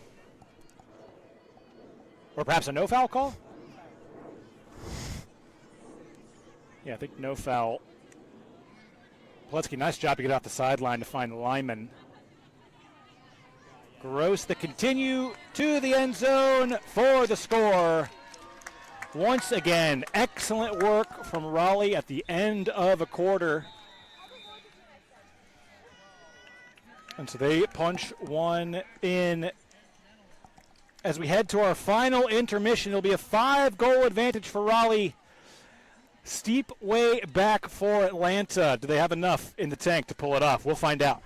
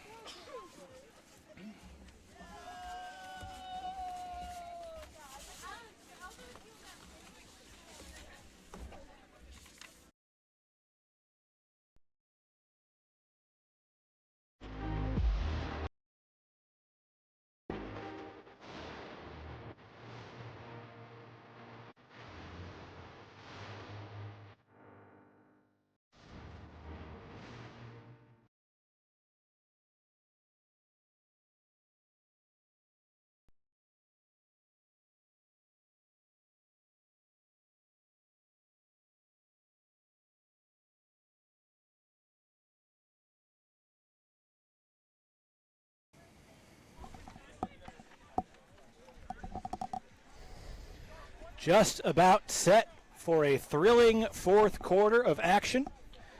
But first, we would like to shout out Discraft. The Discraft Ultra Star is the official disc of the Premier Ultimate League. Discraft, the world leader in disc sports.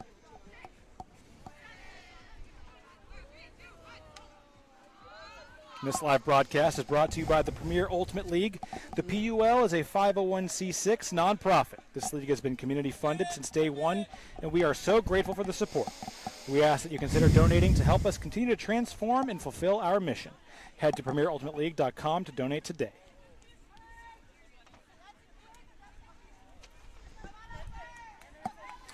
We're also brought to you by Breakmark. The live broadcast of Premier Ultimate League is brought to you by Breakmark Ultimate Apparel. Go to breakmark.com to place your next custom team order or check out the PUL Athlete Collab shops. So Saul gearing up for the most important quarter here, the final quarter.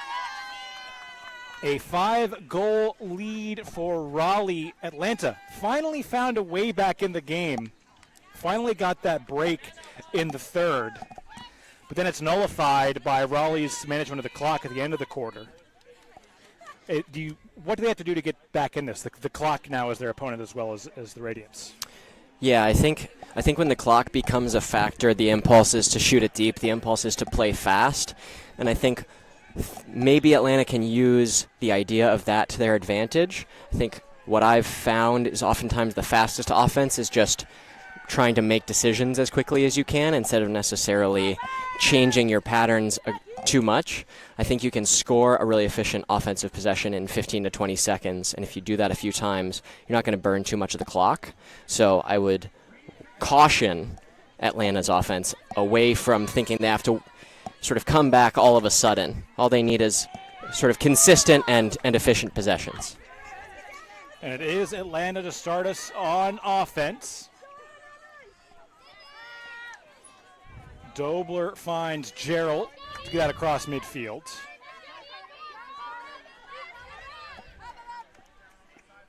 Doran able to get free from Bidigary Curtis. And that forehand to the back of the end zone, reeled in by Bannister. Not sure if she was the intended target there. Atlanta won't care. They get the clean hold to get a start in the fourth. Yeah, case in point right here. That's just a decisive possession, sprinting down the field, throwing to open hands, and a little bit of a clunky finish. Certainly missing the intended receiver, but they don't ask how, they ask how many, right? So certainly need the defense to get some significant traction here against Raleigh in order to turn this into a tight finish. But so far so good for Atlanta in this fourth quarter.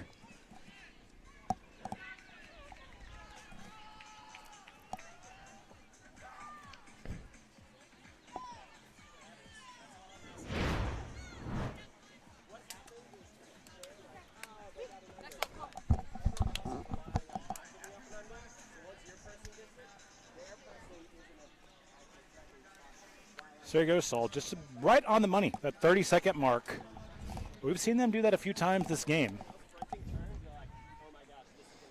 The tricky thing for them, I think, will be converting those break chances quickly. Agreed. When the one time we saw them break, it took quite a few tries to finally punch it in. They really cannot afford to do that anymore. And I think the name of the game for Raleigh here is that the O-line has to be prepared to defend for a prolonged possession. They have to understand that the O-line's defense can win them this game even if they finish this quarter with a sloppy record. No one defending Barnett for the moment. She's going to send it downfield to Hoffman. And Hoffman gets the body out, but unable to hold on to the disc. She is going to call foul on the play. It's good effort from 12 Emma Jaski there. She's giving up some height in that matchup, and she fought for inside position to at least make it a contest on, again, a disc sort of fading towards the sideline. The only question now is, did you fight for that space legally or not? Oh, yeah. It'll be a foul. Not sure if it was uncontested or if the observer ruled in Hoffman's favor. Either way, it is her disc. So Raleigh maintains possession as they look to punch in this hole. Great cut from Lyman at the front. And then she breaks the mark, but that one's just off the fingertips. Poletsky was not able to reel it in, and so Atlanta does get their turnover.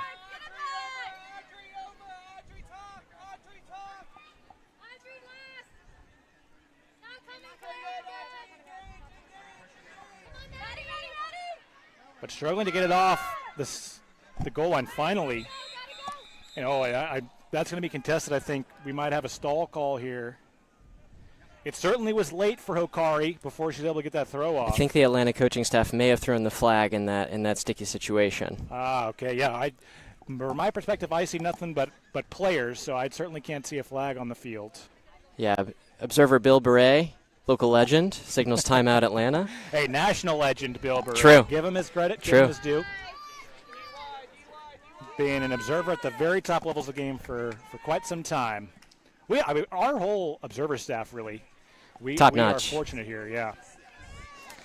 Daniel, I will take exception with your choice of words there. I don't think it's fortunate. I think it's been an intentional effort on the part of the local observing organization to train and bring up effective and consistent observers in our area. I will say I myself, as someone who has played no part in building that, I feel fortunate to have such high. I also get no credit for that effort. Yeah. There are a lot of thankless jobs when it comes to Ultimate, and Observer right up there for most thankless. So shout out to all of our observers for giving us their time on this Easter Sunday. And thank you, viewers, for hanging out with us today as well. Thankfully, it's been really a thrilling game from the first quarter on. Excited to see how it finishes. Disc is back in play. Quincy Booth goes down the line perfectly for green.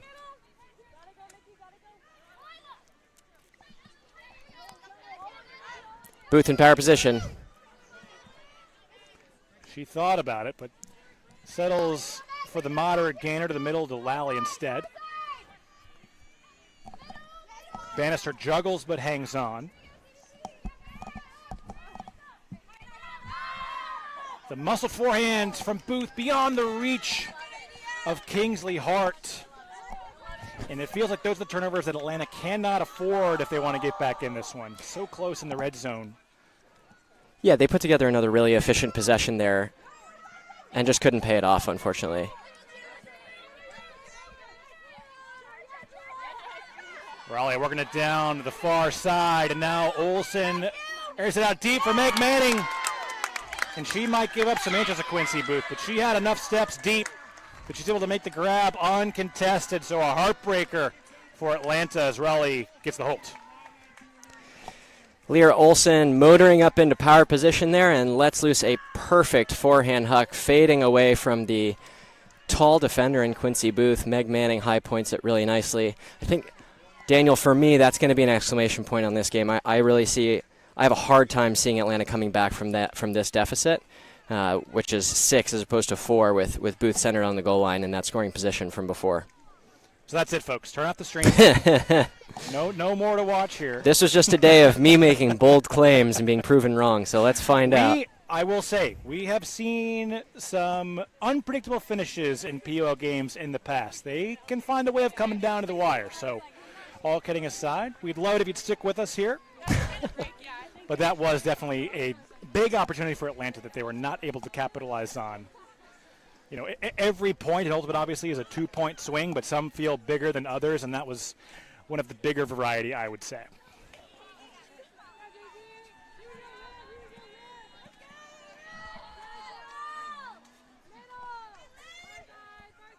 Good to see Liv Ford back out there on the field, and she's airing it out right away. And that is just a perfect throw in absolute dime from Liv Ford to find Megan Jarrell.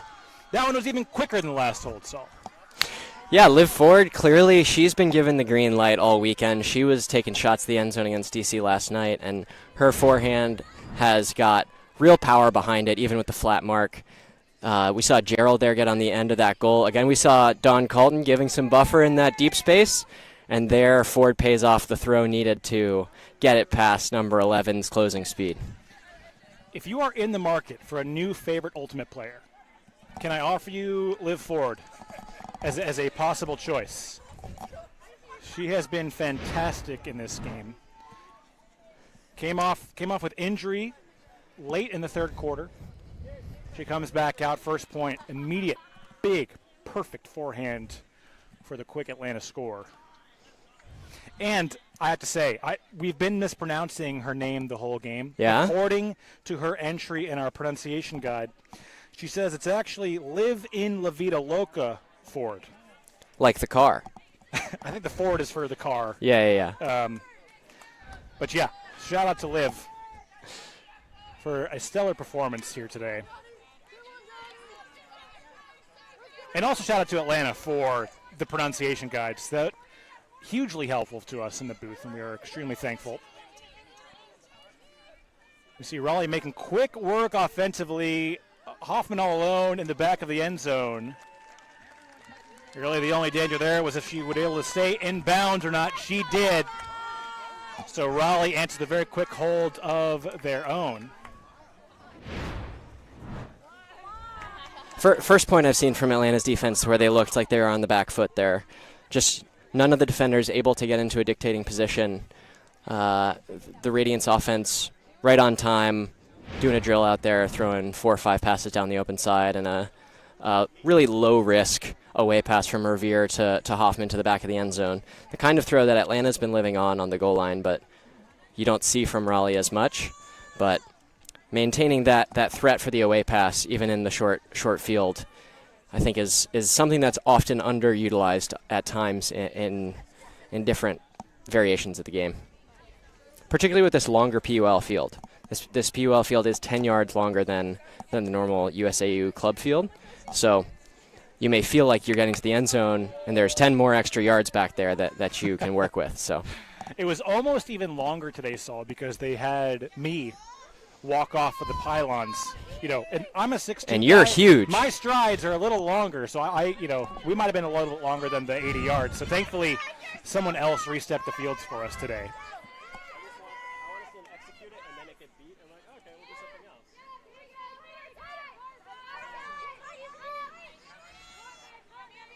Harn all alone in space. Hey, left hand high. Unconventional look from Booth, but completes it to Gerald. And now here comes the look downfield. Jarn gives chase. Knocked away defensively. LNU with the nice play, the nice block for Raleigh.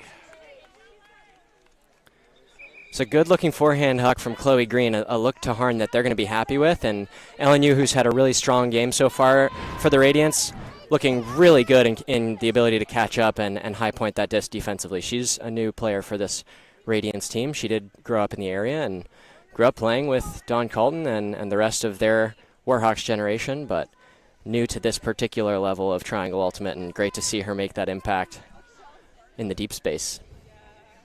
She does come off the field for injury, but does look to be relatively okay, thankfully. It was Alex Barnett who comes on. What a shame. What a shame they have to put 34 on the field. How will they manage? We see Barnett making a nice grab right down the sideline right away. Nice work by Meg Manning as well.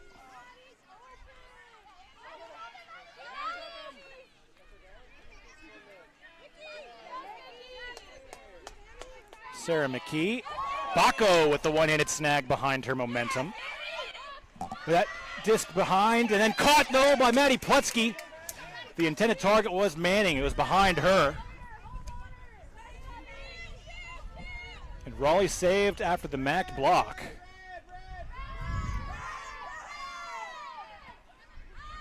The little overhead pop from Barnett to the back of the end zone finds McKee. So Raleigh takes advantage of the deep field turn. They go for the full field break.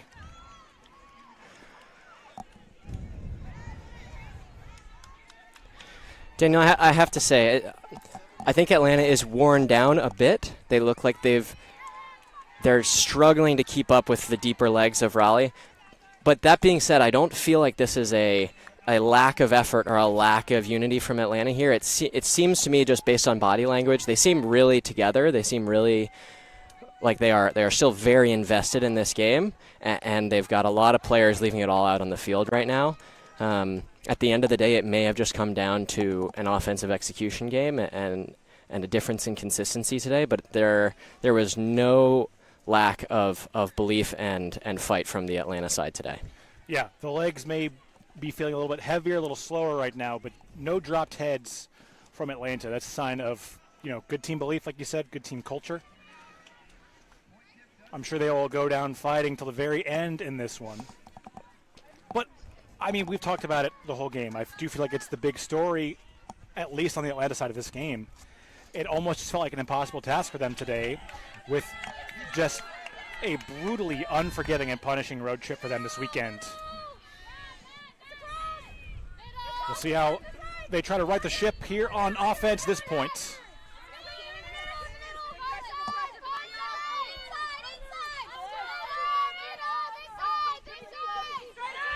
Green again with that laser backhand down the field. Gerald gives chase, and she tracks it down. Megan Gerald. Wasn't sure she was going to get to that one, but she never gave up. Quick hold for Atlanta. Megan Gerald has been electric this second half. The deep throws that have been going up to her have clearly demonstrated a lot of belief in her chase down speed, and she's paid it off pretty much every single time that they've looked for her into the end zone. Just when we were talking about how the legs were looking a little heavy for Atlanta, Gerald turns on the afterburners, sprints that one down.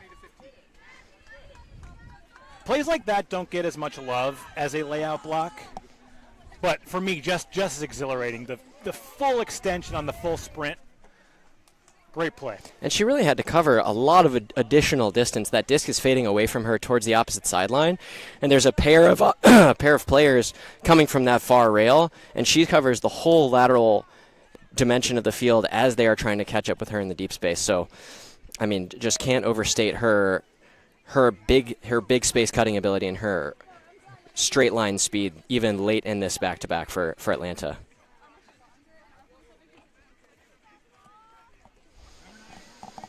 Ford once again sends the pull down.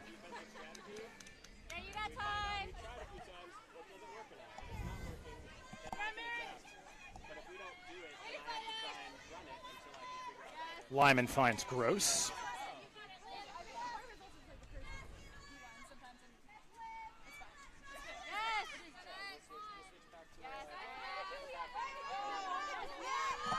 Barnett uncorks the backhand, looking for Rippey downfield.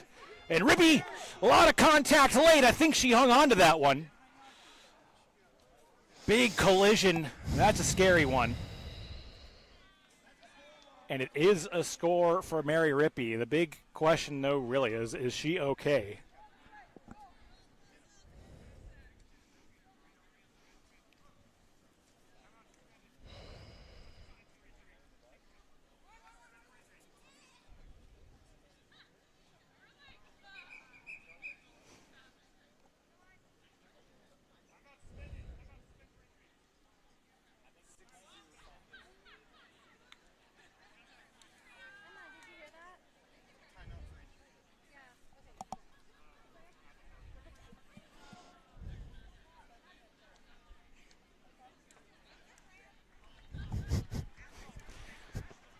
We are hearing, I overheard from Karen Earhart shouting the sideline, just a cramp.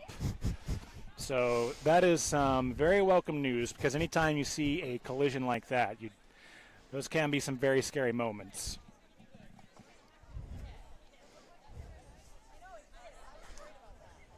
And that was another tricky one, Saul, with that disc kind of trailing to the blind side. Tough play there. Not one you like to see, obviously. But very thankful that Rippey is relatively all right.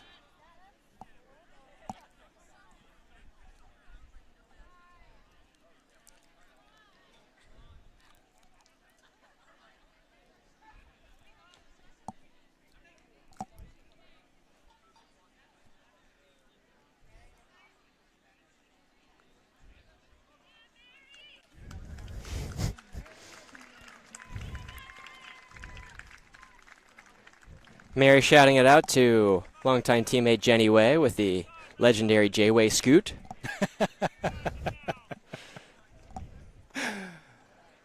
Is that trademarked? Gonna We're have on to the same team here, so. Thank you to UNC medical staff for being here with us today, making sure all of our players are as healthy as can be. two-time world champion Josh Berkowitz.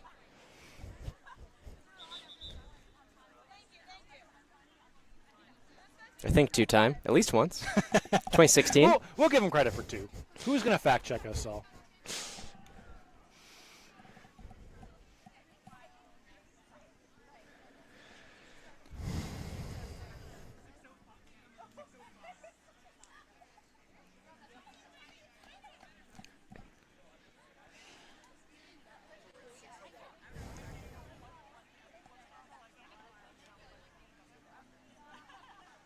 You know, the injury scare kind of sucked the energy out of the moment, but that was really an impressive play by Rippey, going up and getting that one kind of over the awkward shoulder.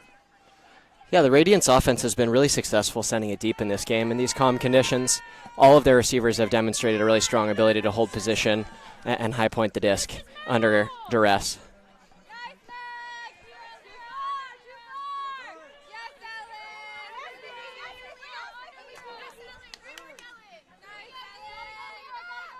Betcher there defensively for Raleigh.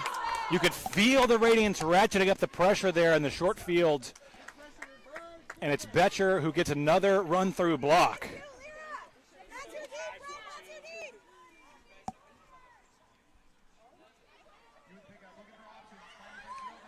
But Yu throws into a run-through block on her own. Charlie Hawkins there makes the play defensively for Atlanta.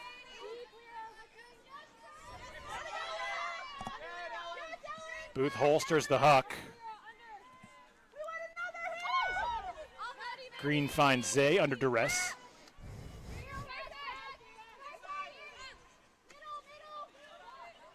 Contact downfield sends Booth to the ground. Looks like no call. Everyone was aware of Booth being on the ground, but no foul was called. Yeah, that's one of those tricky situations where if the players have just stopped playing, then that's sort of an acknowledged stoppage of play, even if there's no real call there.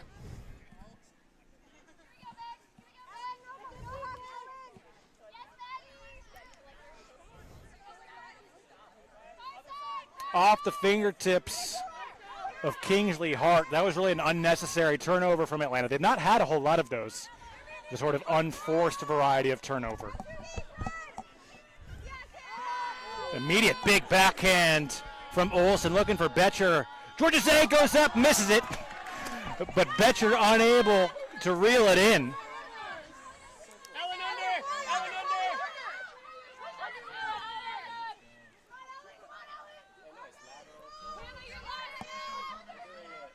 You could tell Green really wanted to unleash that trademark backhand, but no one was downfield for it for the Soul. Bannister not able to run through. And she'll come off after an injury call. I don't think there's any foul call. Oh, okay, I'm being informed she did call foul. Seemed like a 50-50 play where Olsen kind of got the positioning cutting underneath with just more urgency to get to the disc, but obviously my opinion matters not. I think the one thing we can say is Lara Olsen put herself in position to make that play with really excellent footwork in the lane. Bannister made a double or triple move to try to open up that under, and Olsen stayed with her the whole way, really funneled her into a small space underneath and met her at the point of attack there. And the observers do disagree with me. They do call the foul. They uphold the foul after players were unable to come to a resolution on their own. So the Soul will maintain possession. It will be in the hands of Allison Murphy, a name we've not called yet today.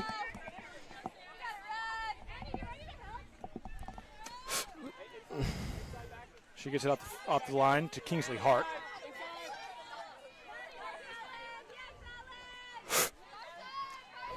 Green spreads it over to Hawkins. Back to Kingsley Hart, who is another Soul player. He's just worked so hard at every level of the field this game. A misconnection there. Zay not able to squeeze it.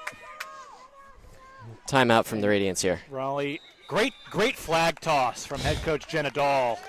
And great communication with the observer as well. That was a 10 out of 10 timeout. Great to see a rookie head coach in this league really really control the game at this juncture. She has adapted very quickly. So, again, Saul, there have not been many of these points in this game. It has to be said. Even as the game has, carried on here into the fourth quarter, it's a rare kind of back and forth, drawn-out marathon. That will suit Raleigh at this point, obviously. Yeah, I think that partially can be attributed to the really calm conditions here, which is typical for our area. I think that a lot of PUL games so far this season have been dealing with 15, 20 miles an hour of wind, and that's just not the case today, and that just fundamentally changes the shape of the game that's being played out here. We've seen a lot of nice skying grabs on discs that are floating predictably, and part of that is just the lack of wind that's affecting the flight of the disc.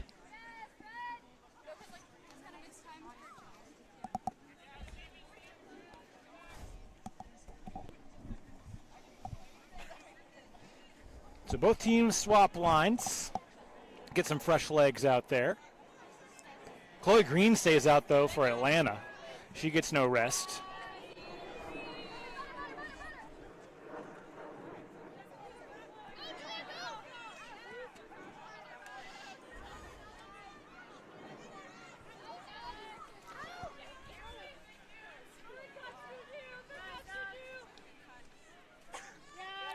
We see Atlanta sagging off in the lane here.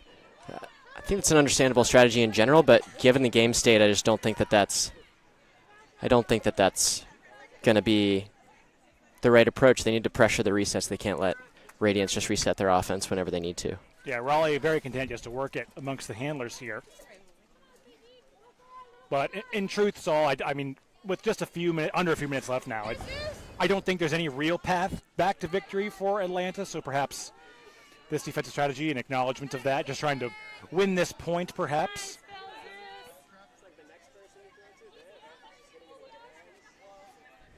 While Raleigh just continues to methodically work this disc down the field. Nice save by Bittigary Curtis after deflection from Gerald.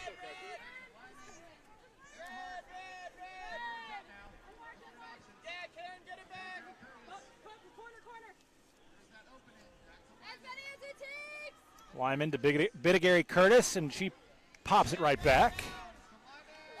Oh, unable to squeeze it as Earhart right in the chest, but one of those passes with no spin, which can be a little awkward sometimes. Just that little bit of wobble. We saw Bittigary Curtis take the elevator all the way to the top floor with that backhand. And for her, that's quite a few stories. Oh, yeah.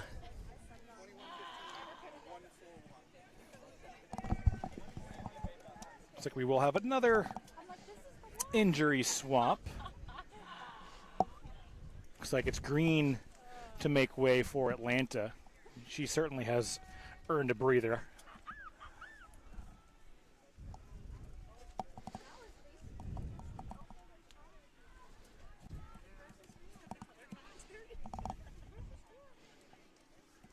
So sub 2 minutes. We've seen points scored quicker than that in this game, a handful of times, really. But certainly getting towards the final moments of this contest.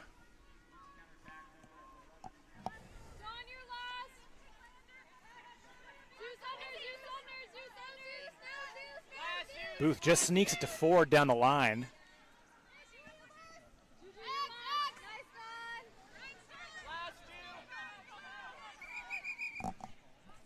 Pick call downfield. Disc will go back to Ford.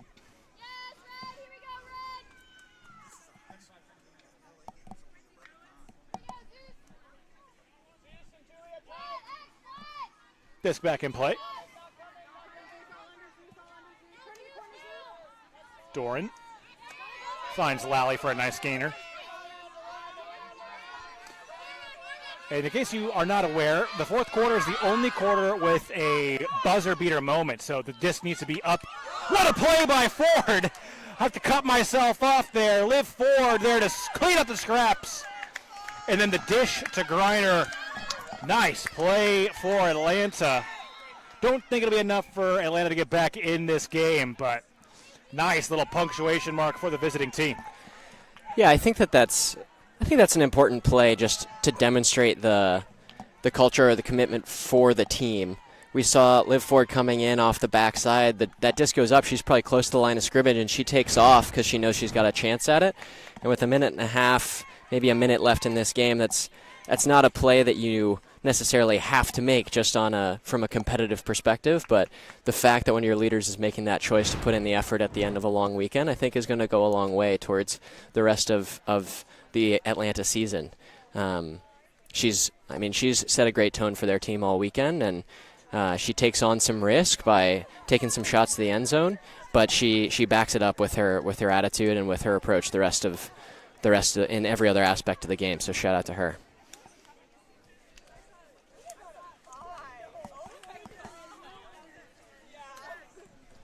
Yeah, I mean, you saw what it meant to the Soul as well, the way they rushed the field after that. Big play. And it's moments like that make the PUL so fun. Such a high level of play on display. So much athleticism, and Ultimate is a game that lends itself to some fun moments when you put a bunch of athletic people on the field together.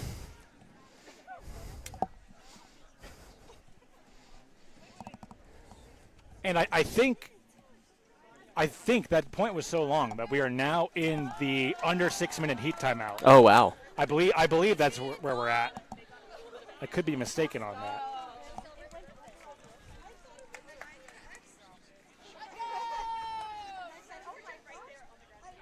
But we are certainly in a longer break between points than usual with just under a minute to go.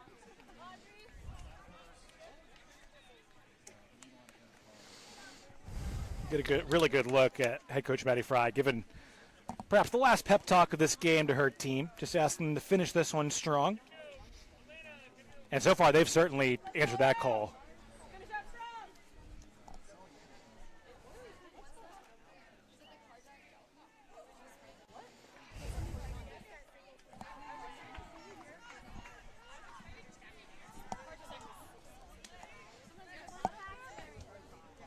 Daniel, if you had to make a championship prediction for the PUL this year, who would you take? You taking DC? You taking New York? You taking somebody else? To win the whole thing? Win the whole thing. Oh, goodness. I think DC has to be the favorite. But at the same time, they felt like the favorite really the last couple of years. And they haven't quite been able to get over that hump. I'm not much of a betting man, but if I were setting the odds, I would say just looking at their roster, so much talent there.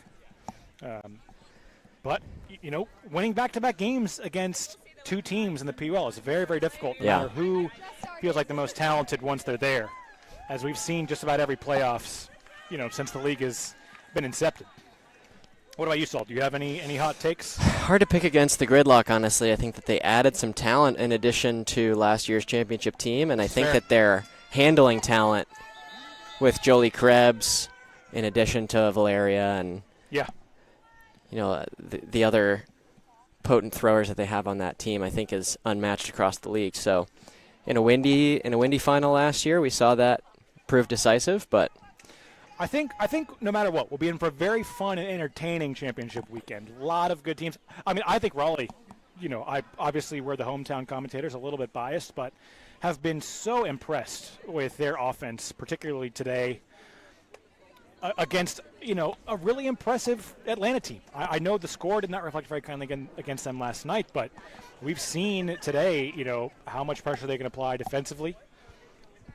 So I certainly wouldn't count Raleigh out. I think we'll have 4 exceptional teams this year in the playoff weekend in, I believe, Madison come the end of the year, and the summer should be a really fun playoff weekend, but in a really fun season leading up to that point. Let's not get too far ahead of ourselves. We still got a lot of regular season ahead of us. Yep.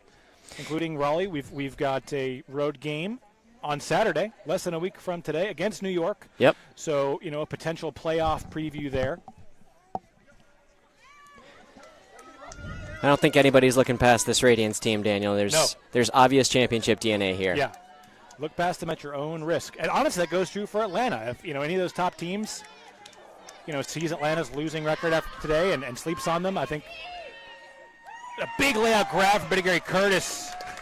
Wasn't sure it should be in bounds or not, but despite the fact that we're winding our way down for this one, neither team wants this show to end.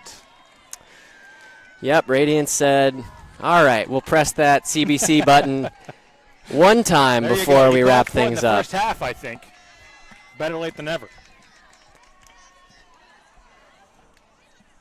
Yeah, we're trying to discuss some big picture things for the league here as this one winds down, and there's CBC giving us the full extension for the layout score.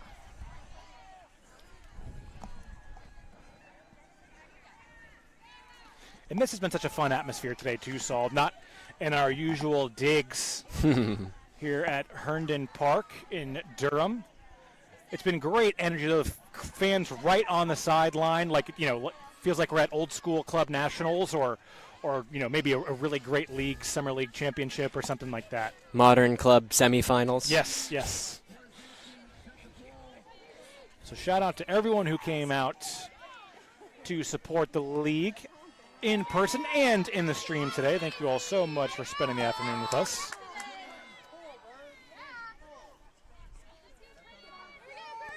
Looks like Raleigh out here in a zone. Just looking to milk the clock for whatever is left. Again, I was mentioning it earlier. You see the short field turn. Quick turn in the backfield. Be a short field for Raleigh, but once that clock hits zeros, this game will be over unless the disc is in the air. Raleigh looking to punch in one last break, and they do really nice quick disc movement from Don Colton. And Raleigh punches one last one in for good measure. Like to see that little bit of game management there from the coaching staff. Obviously the outcome not in question, but preparing for end of game situations. And again, you have to see the dedication on a point-by-point basis there for this Atlanta Soul team. As Mia Greiner, full extension layout, trying to save that one.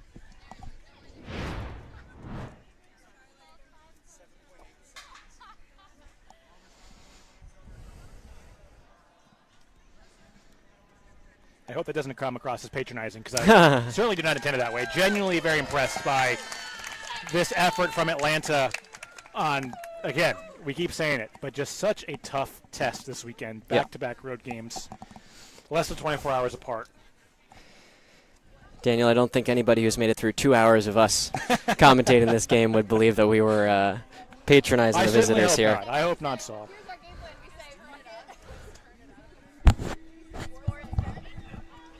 Likely the final pull of the game. Lyra Olsen sends it down. Let's see if Atlanta tries for one Hail Mary at the end. They certainly will. It's Ford who sends it downfield. A trio of Raleigh defenders in the area, and it's snatched out of the air for one final interception. Julia Hoffman makes the play, and that is that.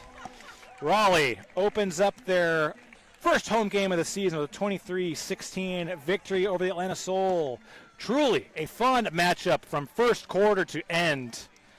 Saul, do you have any final thoughts on this one? Yeah, Daniel, I thought it was a great afternoon. I thought Raleigh really came prepared and made the crucial decisions and execution in the first half that really allowed them to control the game. And I think this game can be a jumping off point for both of these teams going into the rest of the season. It was a really well played, pretty clean game from both sides. Very little call discussion, just two teams going out here and leaving it all on the field. So really a pleasure to be out here with you today and excited to watch through the rest of the season. We may have been presumptuous with how we were talking about some of the results moving forward, but any given Sunday. Indeed, yeah, it does feel easy to hate yourself because this game was so important for both these teams, but still so much PUL action ahead of us this season. We hope you will join us for all of it, every minute. You can watch every game right here on YouTube of the Premier Ultimate League channel. Thank you so much for watching this one. This is a thriller. Great game between the Radiance and the Soul. The Radiance take it 23-16. Happy Easter, everybody.